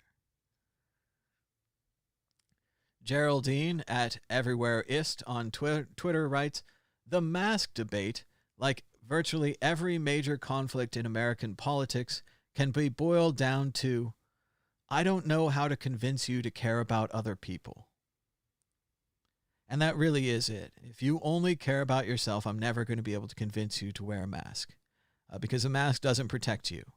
The mask protects other people from your germs. I suppose, based upon my understanding of libertarianism, that you would have to respect the other person's rights as well. That you want them to respect your rights, and they want to respect you, and they want to respect themselves. So they would all wear masks to protect each other. But apparently it doesn't work that way. Apparently sometimes, based upon misinformation or bad science, you have the freedom to spread virus. You have this freedom to infect other people with the virus. Seems like to me that violates, what do they call it? The non-offensive thing, whatever the libertarians call it, for the not hurting other people. They have a whole policy about it. They're like, no, you can't do that because that hurts other people. But yes, I think it violates that. I think they should wear masks. But again, if you order them to wear a mask, they can't wear it because they've been ordered to do it. No matter that the order is a good order trying to protect people, you don't even bother judging the quality of the order. You just say, because it's an order, I can't do it. And that's just a very limited way of thinking. That's just one of those, like I talk about, whenever I talk about religion, people get mad and upset because they have a big brick wall. And they're like, beyond here, there is no logic. Beyond here, there is no evidence. This is my brick wall, and I will defend it to the end. So you have to look at that and you have to say, why did I put up this wall? Why am I stopping myself from thinking? Why am I afraid of asking these questions? Is it the answers? Is it the questions? Is it the fear? should get over that. And you should do what Reagan said. Tear down that wall. And of course, Patton. Fixed fortifications, like walls, are a monument to the stupidity of man. So get those out of your head. Start thinking again. Start taking in new information. Jake Tapper, CNN, when he found out that a Russian spy unit secretly offered and paid bounties to militants in Afghanistan for killing American troops, that Trump has known about it for months and not authorized any response, took to Twitter and said, "Good Lord. Per this story, the President of the United States was briefed and the National Security Council discussed in March, per U.S. intel, a notorious violent Russian GRU unit offered bounties and paid bounties to Taliban-linked terrorists to kill coalition forces, including Americans, in Afghanistan. And the president did nothing. It's been 3 or 4 months now. He did nothing. Islamic militants or armed criminal elements closely associated with them are believed to have collected some bounty money. They collected the money, the officials said. 20 Americans were killed in combat in Afghanistan in 2019, but it was not clear which killings were under suspicion. But we're going to find out because they paid them. So we're going to know at least how many they paid for. Derek Johnson writes, "Science, it's like magic, but real. And where masks aren't required, cases have gone up. States that don't require masks, cases have risen 84%. States that mandate masks in public, cases have fallen 25%. Wear a fucking mask. What's wrong with you?" Another dubious accomplishment by the not racist president. He's the least racist person you'd ever meet. But somehow, Trump has just become the first president since Richard Nixon not to nominate a black judge to any federal court, even though he's appointed over 200 judges. Not a single black judge. It's not racist at all. And look, his toady, Mitch McConnell, standing right next to him. Mitch McConnell, who pushed all these judges through the Senate, but no bills. No bills have passed the Senate. More than 400 bills sit on his desk, including D.C. statehood, the HEROES Act with the second stimulus fund, restoring the Voting Rights Act, doing something about global warming. Remember that? Climate change, how it's going to kill us all. We can't walk and chew gum at the same time. Don't tell me about other problems. We can't solve long-term problems that move slowly. We just ignore them till they become short-term crises that we can do nothing about. 200 judges appointed. Not a single black judge. I'm sure it was an accident. I'm sure they did this by accident. They just couldn't think of any. Oh. Paul Krugman writes, "If we actually had a president, if the GOP actually cared about governing, the COVID-19 explosion in the Sun Belt would lead to a course change. As it is, we're ruled by people who can't admit error and never learn. This is going to be apocalyptic." They've already risen the potential dead. Previously, Trump had said 50,000. 50,000 was all. As you know, we're already over 120,000, something like 129,000. The new estimates say 200,000 is on the board. 200,000 dead for you not mask-wearing motherfuckers. 200,000 dead. It's not going to stop there. The Washington Post confirms the New York Times story. A Russian operation targeted coalition troops in Afghanistan, offering and paying bounties for killing Americans. And the president did nothing. We have sad news in Las Vegas from the reopening. An employee from Caesars Entertainment has passed away after contracting the coronavirus. Governor Sisolak, who opened too early, Governor Sisolak, who was afraid to require masks because he thought there'd be a rebellion of morons, has just allowed a person to die from going to work at a casino. All the fun they had not wearing masks at the casino killed this person. George Takei writes, "What kind of a commander-in-chief praises a foreign enemy leader who he knows is paying to have American soldiers targeted and killed abroad? Trump is a traitor." Oh my.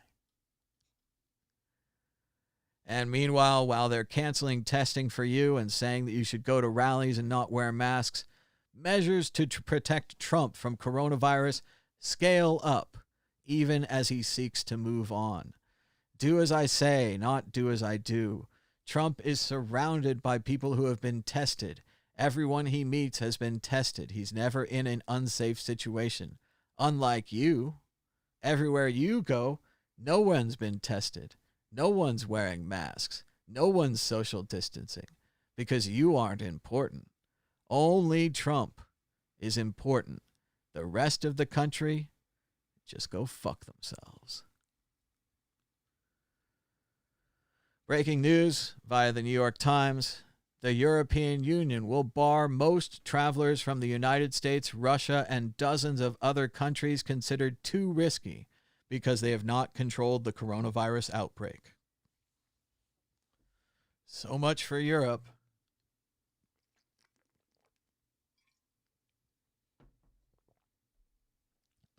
They said Canada is also not letting in people from the U.S., so it's getting tighter and tighter before we're trapped in a box of death, which a bunch of morons who won't wear masks because of political reasons that they made up. We talked about this shirt, but it's still a very cool shirt. You can order it at worldcryptonetwork.store. You help support the show. You get a shirt. I think it's fun. Check it out. Treasures don't float at worldcryptonetwork.store.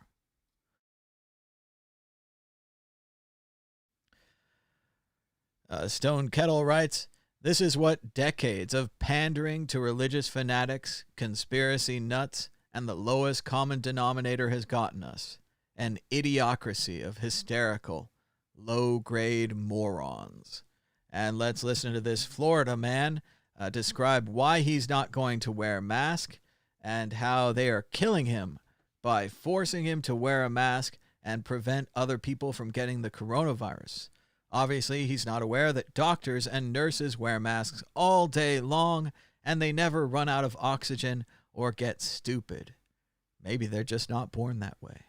We are being lied to. Our freedoms are being taken forever, and I will not be muzzled like a mad dog. And I will not have my health destroyed because you idiots can't read truth. You go along with the lies that are the people who are trying to take down our freedoms and destroy our country. This is sick. You ought to be ashamed of yourself for being a part of this. And I will not be muzzled. And it's time for us to stand up for our freedoms. Because if we stand back and let these pieces of crap handle our freedoms, we will have nothing left. In fact, we'll end up being dead. Amen.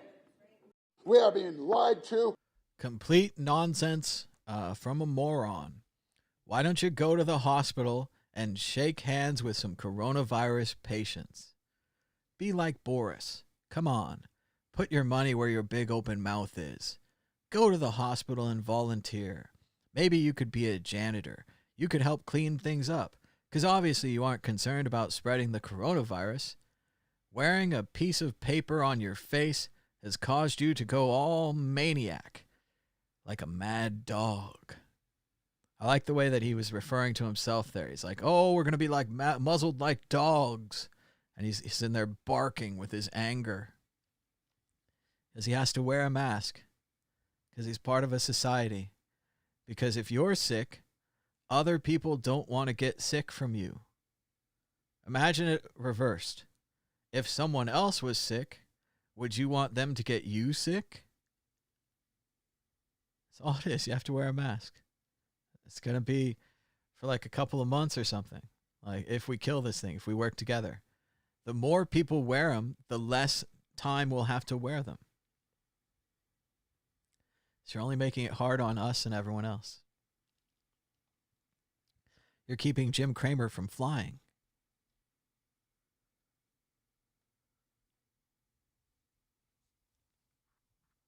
I don't know if they have this one on video. I don't want to watch it. Althea Bernstein suffered serious burns on her face and neck after 4 white men targeted her, called her the N-word, sprayed her with lighter fluid, and set fire to the 18-year-old. Police in Madison, Wisconsin are investigating it as a hate crime. She was driving her car. They pulled over next to her, called her the N-word, sprayed her with lighter fluid, and threw a lit lighter at her, lighting her on fire. This is a human being. So what if her skin color is different? Or her hair or whatever? It's bullshit. It shouldn't happen. It shouldn't happen in America. If you're a part of this and your friends are doing it, you should report them. And you should tell them to stop. And if they won't stop, you should stop them. She didn't do anything. She's just driving her car around. They called her the N-word, and they sprayed her with lighter fluid, and they lit her on fire. She's 18.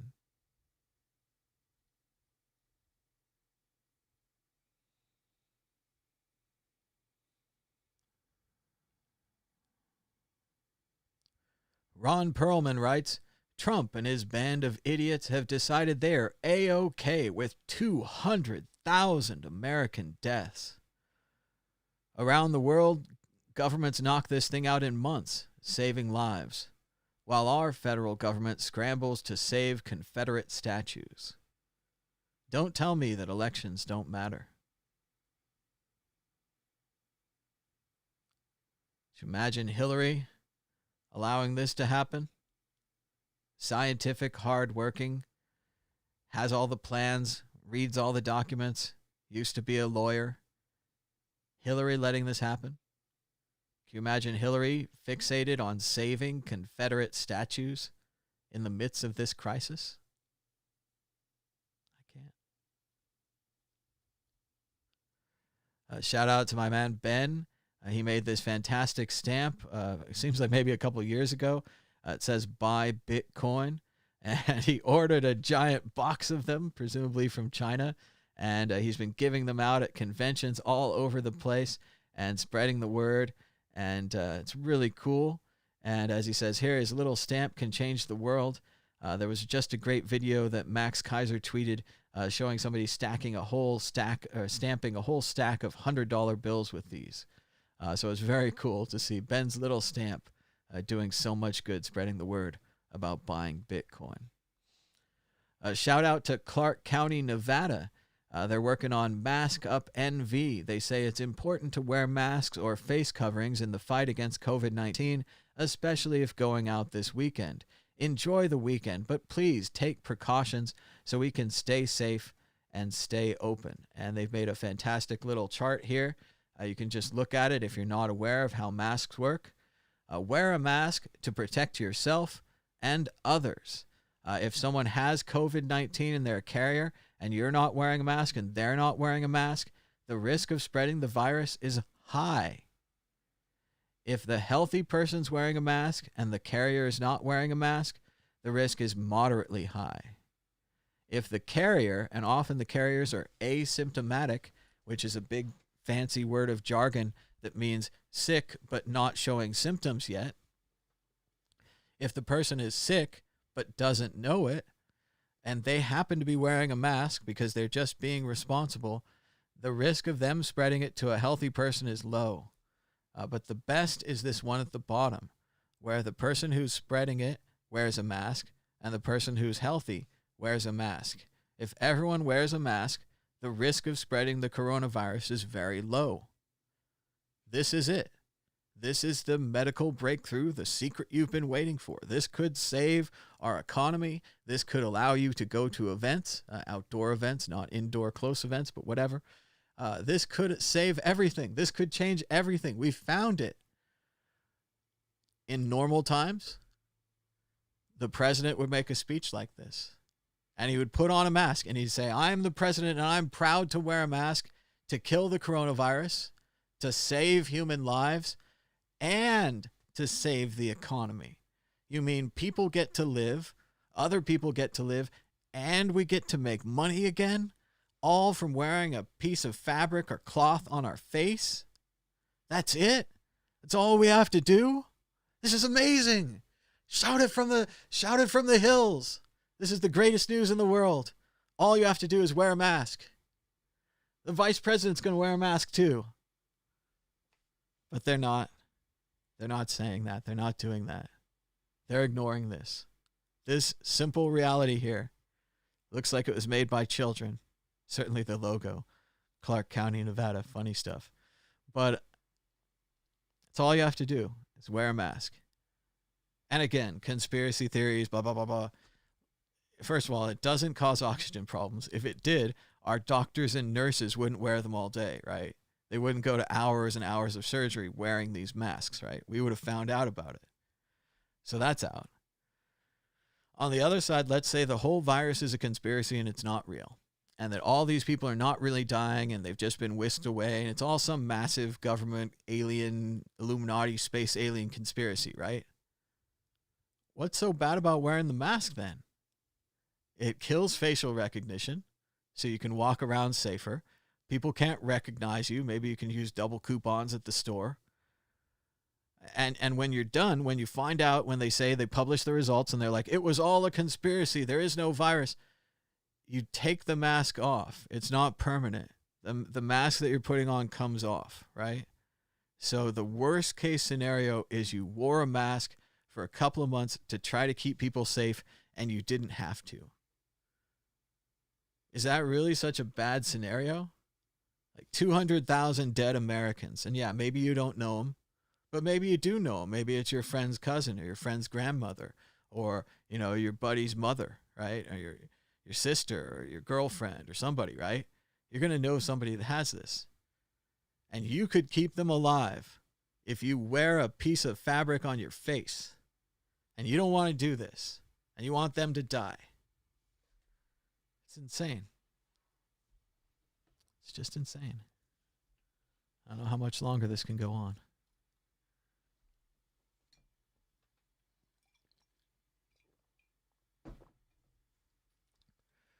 We're only one day into the mask mandate in Nevada, and people are already trying to get out of it.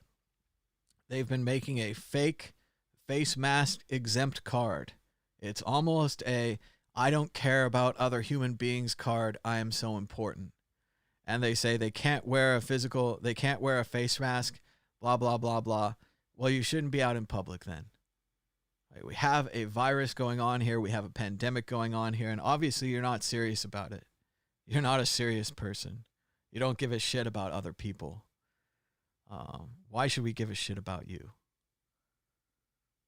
These people are pretending to be disabled using a fake face mask exempt card to try to get out of not spreading the virus to their neighbors. Because they want their neighbors to die, I guess. It's unbelievable. Here we go. Positive news. It's going to be okay. Shout out to Modacity Life on Twitter. He says, presumably he's talking about his wife or girlfriend or boyfriend or whatever. He says, we were pedaling side by side today when suddenly it hit us. After 16 months of living in the Netherlands, we haven't once felt unsafe, uncomfortable, or unwelcome while cycling. Not because the drivers are better behaved, but because the streets are better designed to minimize their threat. And it is an amazing experience.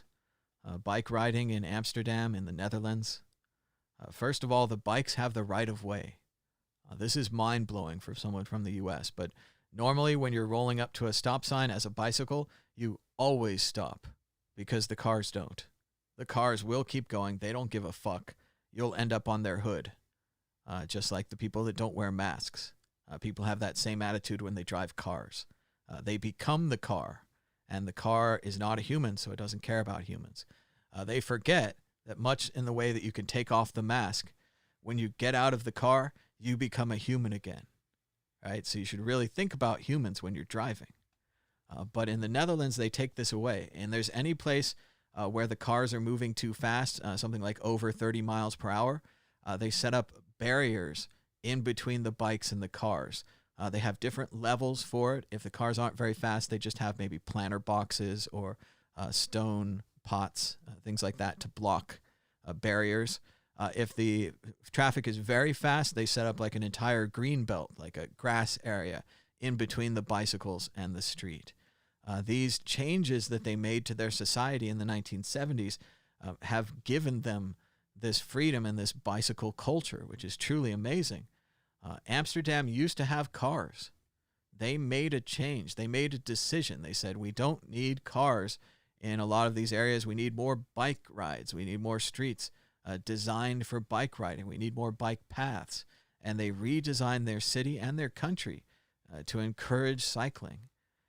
And this is before global warming and climate change and these things were a real threat. It was back when we just thought that polluting was bad because you can see the black stuff come out of the cars and you can see the smog in Los Angeles and the children can't breathe. And it's also, if you think about it, riding a bike, having this exercise, it makes everyone more healthy in the Netherlands. It gives you a chance to think and relax on your ride to work, improves your commute. Bicycle traffic is, although it is a serious thing in Amsterdam, they have a ton of bikes. It's not quite like car traffic. Like you don't feel like you're stuck in it. It doesn't stop forever. And especially in Amsterdam where the right of way, it just keeps rolling. Like the cars have to stop for you. So it's a beautiful thing. It's an amazing time. I was only in Amsterdam for maybe a couple of weeks, but it was awesome. And I rented a bike. And when I went back, I rented a bike again. And you feel so free. It's so much better than a car. Everywhere you take a car, you're like, where am I going to park this thing? Am I going to get a ticket? Is it still going to be there when I get back? Whereas a bike, certainly in Amsterdam, they have lots of bike thefts. You have to lock up your bike in very serious ways. But if you do that and you come back in a reasonable amount of time and you luck out, your bike will still be there. And it just feels so much more like a friend. Like a car is just this machine that I get in. Whereas a bike is like a horse that I ride. It's like my horse. So if you get a chance, check out Amsterdam. Netherlands in general has fantastic bike lanes. Also Germany, most of Europe is very bikeable. If you're in the United States, maybe check out Davis, California. I used to live there, and it was a great time. As a kid, sure, you're just desperate for a car and to go anywhere but there. But as an adult, you look back on it and you're like, yeah, we could ride our bikes anywhere. Anywhere. That's awesome. So give it a try. If you're somewhere where it isn't crazy hot out today like it is here, go for a bike ride. Maybe this evening or something. Wouldn't that be nice? Just go for a bike ride. Let's get away from all of this. Now, here's a minute of Rachel Maddow, as I was saying, trying to explain the madness that Russia offered bounties and paid bounties to kill U.S. troops in Afghanistan. And Donald Trump was told in March, and he opted to have no response, even if you were with him before, even if you're ride or die for Trump. You got to question this one, right? I mean, I know you don't like Rachel, but watch her nail this. And if this Times report is correct, this means that U.S. intelligence has concluded that Vladimir Putin is offering bounties for the scalps of American soldiers in Afghanistan. Not only offering money to people who kill Americans, but some of the bounties that Putin has offered have been collected, meaning the Russians at least believe that their offering cash to kill Americans has actually worked to get some Americans killed. The Russians at least believe, if these bounties have been paid out, that the people to whom they have offered this money have successfully gone out and killed American soldiers because of it, and the Russians have therefore paid for that service. And President Trump was told about this in March, and he has done nothing about it. He was given, what did they describe it as, a menu of possible responses. And so far, he has chosen off the menu that he'll have none of it. Thank you. He'll do nothing.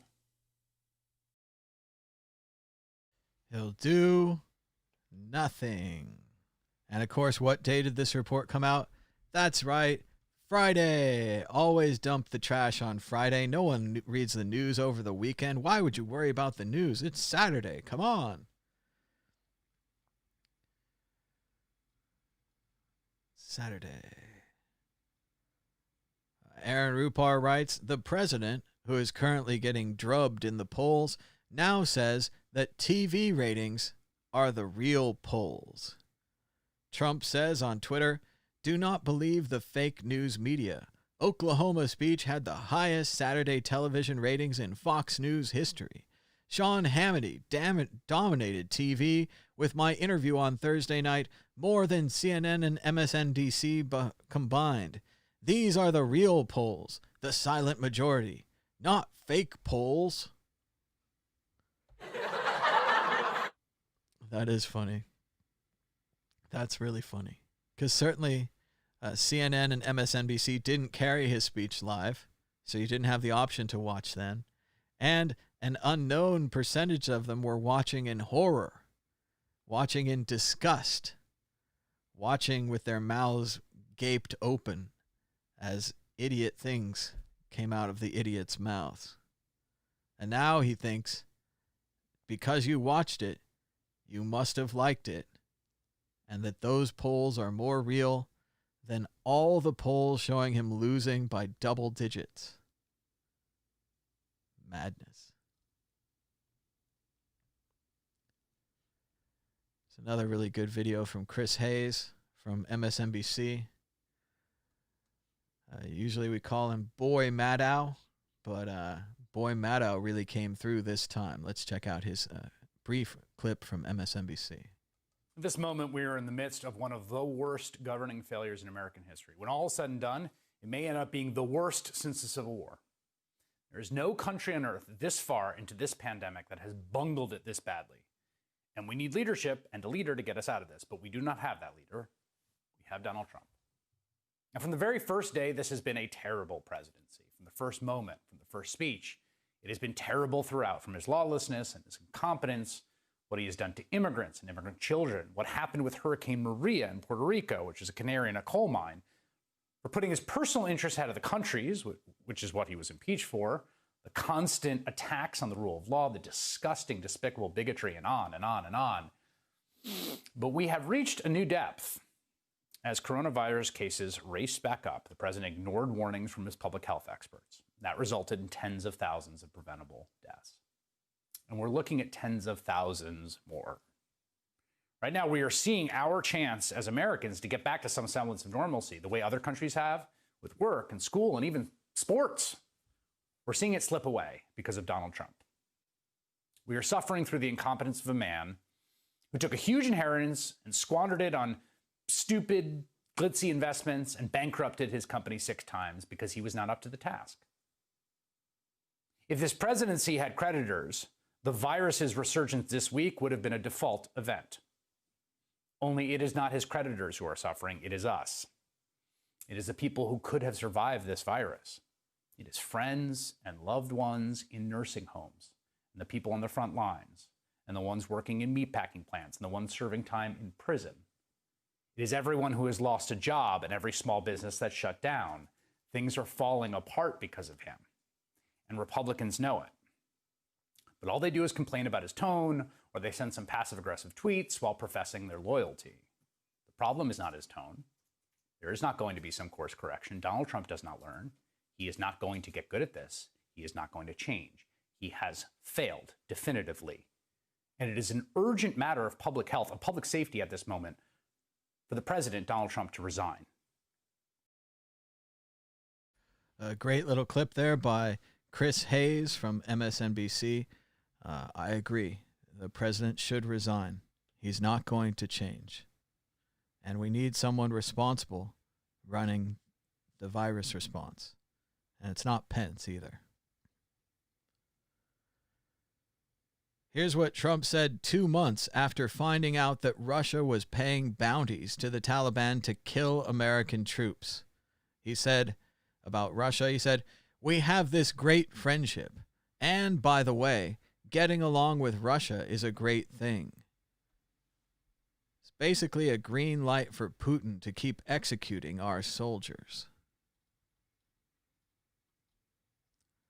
As we've said, they've filed a brief with the Supreme Court to remove the Affordable Care Act and to make it so that pre-existing conditions would count again, perhaps even pre-existing conditions caused by the coronavirus. Trump takes to Twitter to lie again. Obamacare is a joke. Deductible is far too high and the overall cost is ridiculous.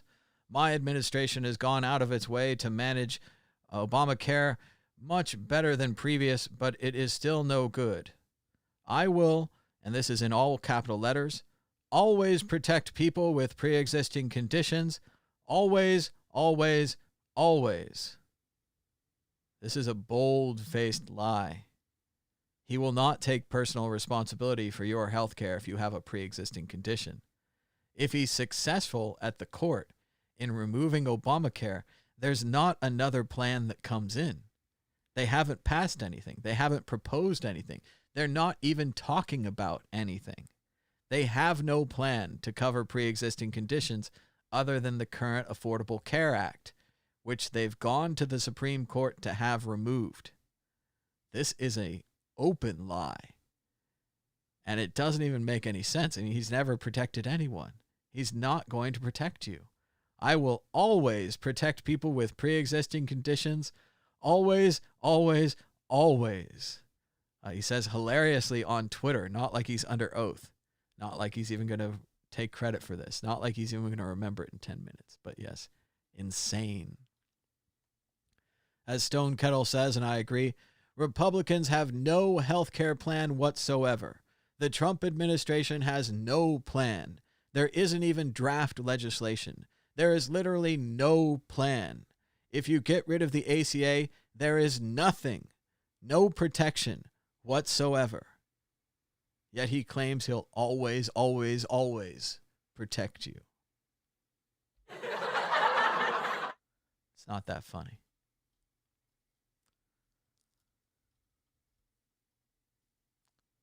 Does Facebook deserve the boycott? Let's look at the number 3 post on Facebook the other day. With almost 200,000 shares. It is a photo of the Vietnam War Memorial allegedly vandalized by BLM protesters. Except the photo is from 2016, the vandals weren't BLM affiliated, and it was debunked by a fact checker weeks ago. Yet this lie that Black Lives Matter protesters graffitied on the Vietnam War Memorial continues to spread on Facebook. That's the problem they have with you, Zuckerberg. You made an open platform. You copied the internet. Then you put advertising and started to profit. Now you're profiting from hate. You're profiting from lies. That's why they're taking your advertising money away from you. It's not because you're an open platform. It's that you're profiting from hate. One of the things you can do to track how bad the coronavirus is keep an eye on major movies. Disney spent a lot of money to make this remake of Mulan with live action. Looks fantastic. I'd like to see it. But as the pandemic in the United States gets worse, they continue to push back movie release dates. This is a major indicator. Disney's Mulan has been delayed again. How do you know things are coming back to normal? Movie theaters are open and movies are being released. It hasn't happened yet. Therefore, things have not gone back to normal. What went wrong? The simple answer is states started to relax the restrictions and reopen their economies. giving employees, employers, and their patrons a chance to go back out into the world and interact, fueling new cases. We all knew it was going to happen. We predicted it right here, day after day after day. Many people disagreed with us. The scientists didn't. The doctors didn't. They all knew what was going to happen. Shout out to Max Kaiser. This is actually a reasonable and great solution. Max says, imagine if Trump had branded masks as freedom face flags back when the deaths could have been prevented. As a master marketer, he clearly messed this up. I'm sure he could have gotten Nike or Coke to add a logo, and the whole thing would have been profitable. Hashtag freedom face flags. So please wear your freedom face flag today and protect your fellow American citizens by not spreading the coronavirus. Christopher Bouzet says, your not wearing a mask is interfering with my freedom to live. Wear a damn mask or stay your ass home. Trump said he was staying in D.C. to ensure law and order was enforced and to protect all of those important statues. So, of course, he just snuck out of D.C. to go to his Virginia golf hideout. That's right, the virus is raging, the protests are still in the street, and he's playing golf. Oh, and the Russians are paying to kill our troops, too. He's just playing golf, though. Breaking news. A woman walking a small white dog just gave Trump's motorcade the finger as he entered his golf course.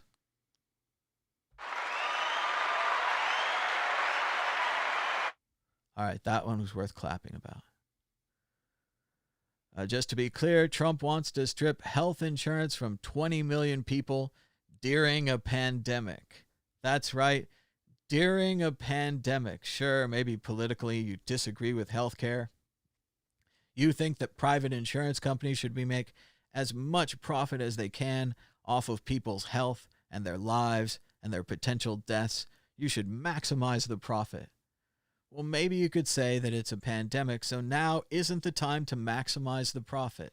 Maybe we could maximize the profit another time when there wasn't a crazy virus in the street. But you just got to do it now, right? You can't wait. And here it is, an incredibly fast advertisement by Midas Trump, the Midas Touch Foundation. They say, last night Trump claimed he was staying in D.C. to work. The real reason, it's raining in New Jersey today. He's golfing in Virginia. Trump golfs, you die. Another powerful advertisement from Midas Touch. I'm going to be working for you. I'm not going to have time to go play golf. Believe me. You may ask about the coronavirus, which is very well under control in our country. We all love golf. There are times to play and there are times that you can't play. It sends the wrong signal. When you're president, you sort of say, I'm going to sort of give it up for a couple of years. We're going to lose 75, 80 to 100,000 people. They're running into death. I see that with the doctors and the nurses. It's a beautiful thing to see.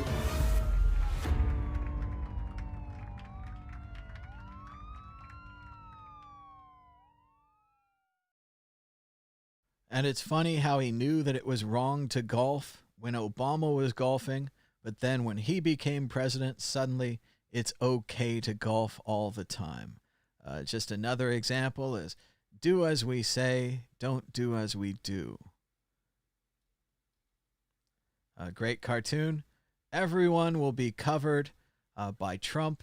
He's going to cover us all. That's right, with a sheet because we're dead. You'll be covered with a sheet because you're dead. Then you'll end up in a body bag. Thanks to Trump killing healthcare, helping spread the coronavirus, and even thinking it's A-OK for Russians to pay to kill American soldiers. Everyone will be covered by the cloud of death left behind by Trump.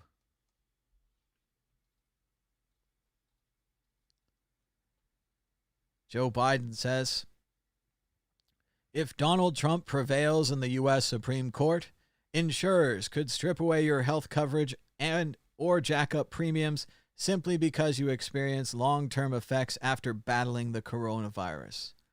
We can't let that happen. That's a leader.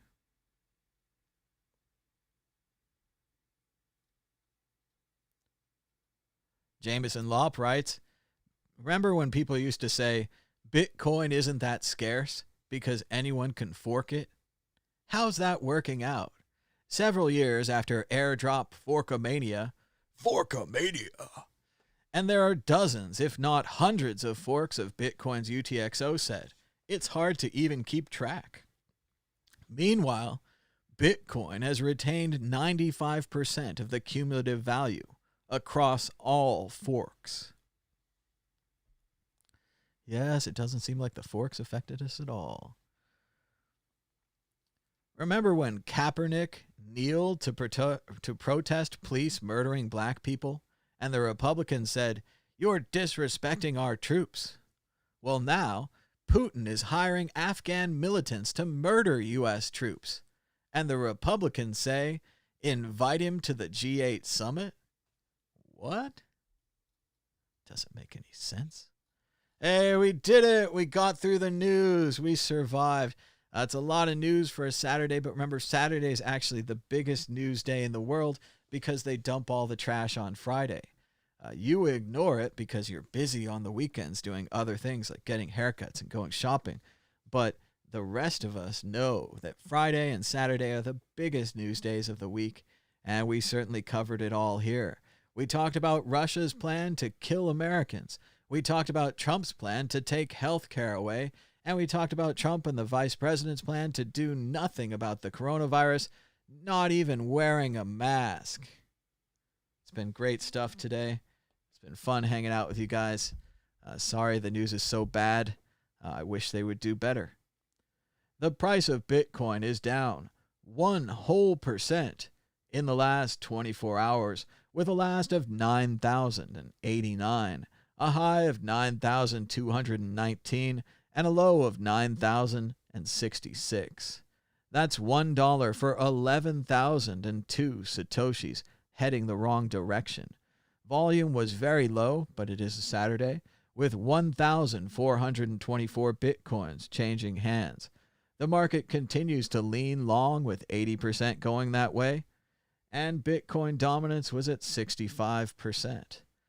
Thanks so much for supporting this show. If you don't have any money, you can give us a thumbs up and a share. You could subscribe down below, hit the bell for notifications, and just, keep sharing the show on Twitter and Facebook and any platform out there. Just help spread the show.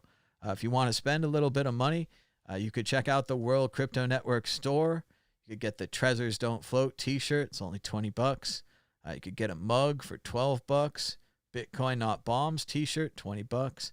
WCN t-shirt, $20. And again, basically each one of these is like a $6 donation to the World Crypto Network. So if you don't want to donate, but you want to donate through buying stuff, you could buy a t-shirt.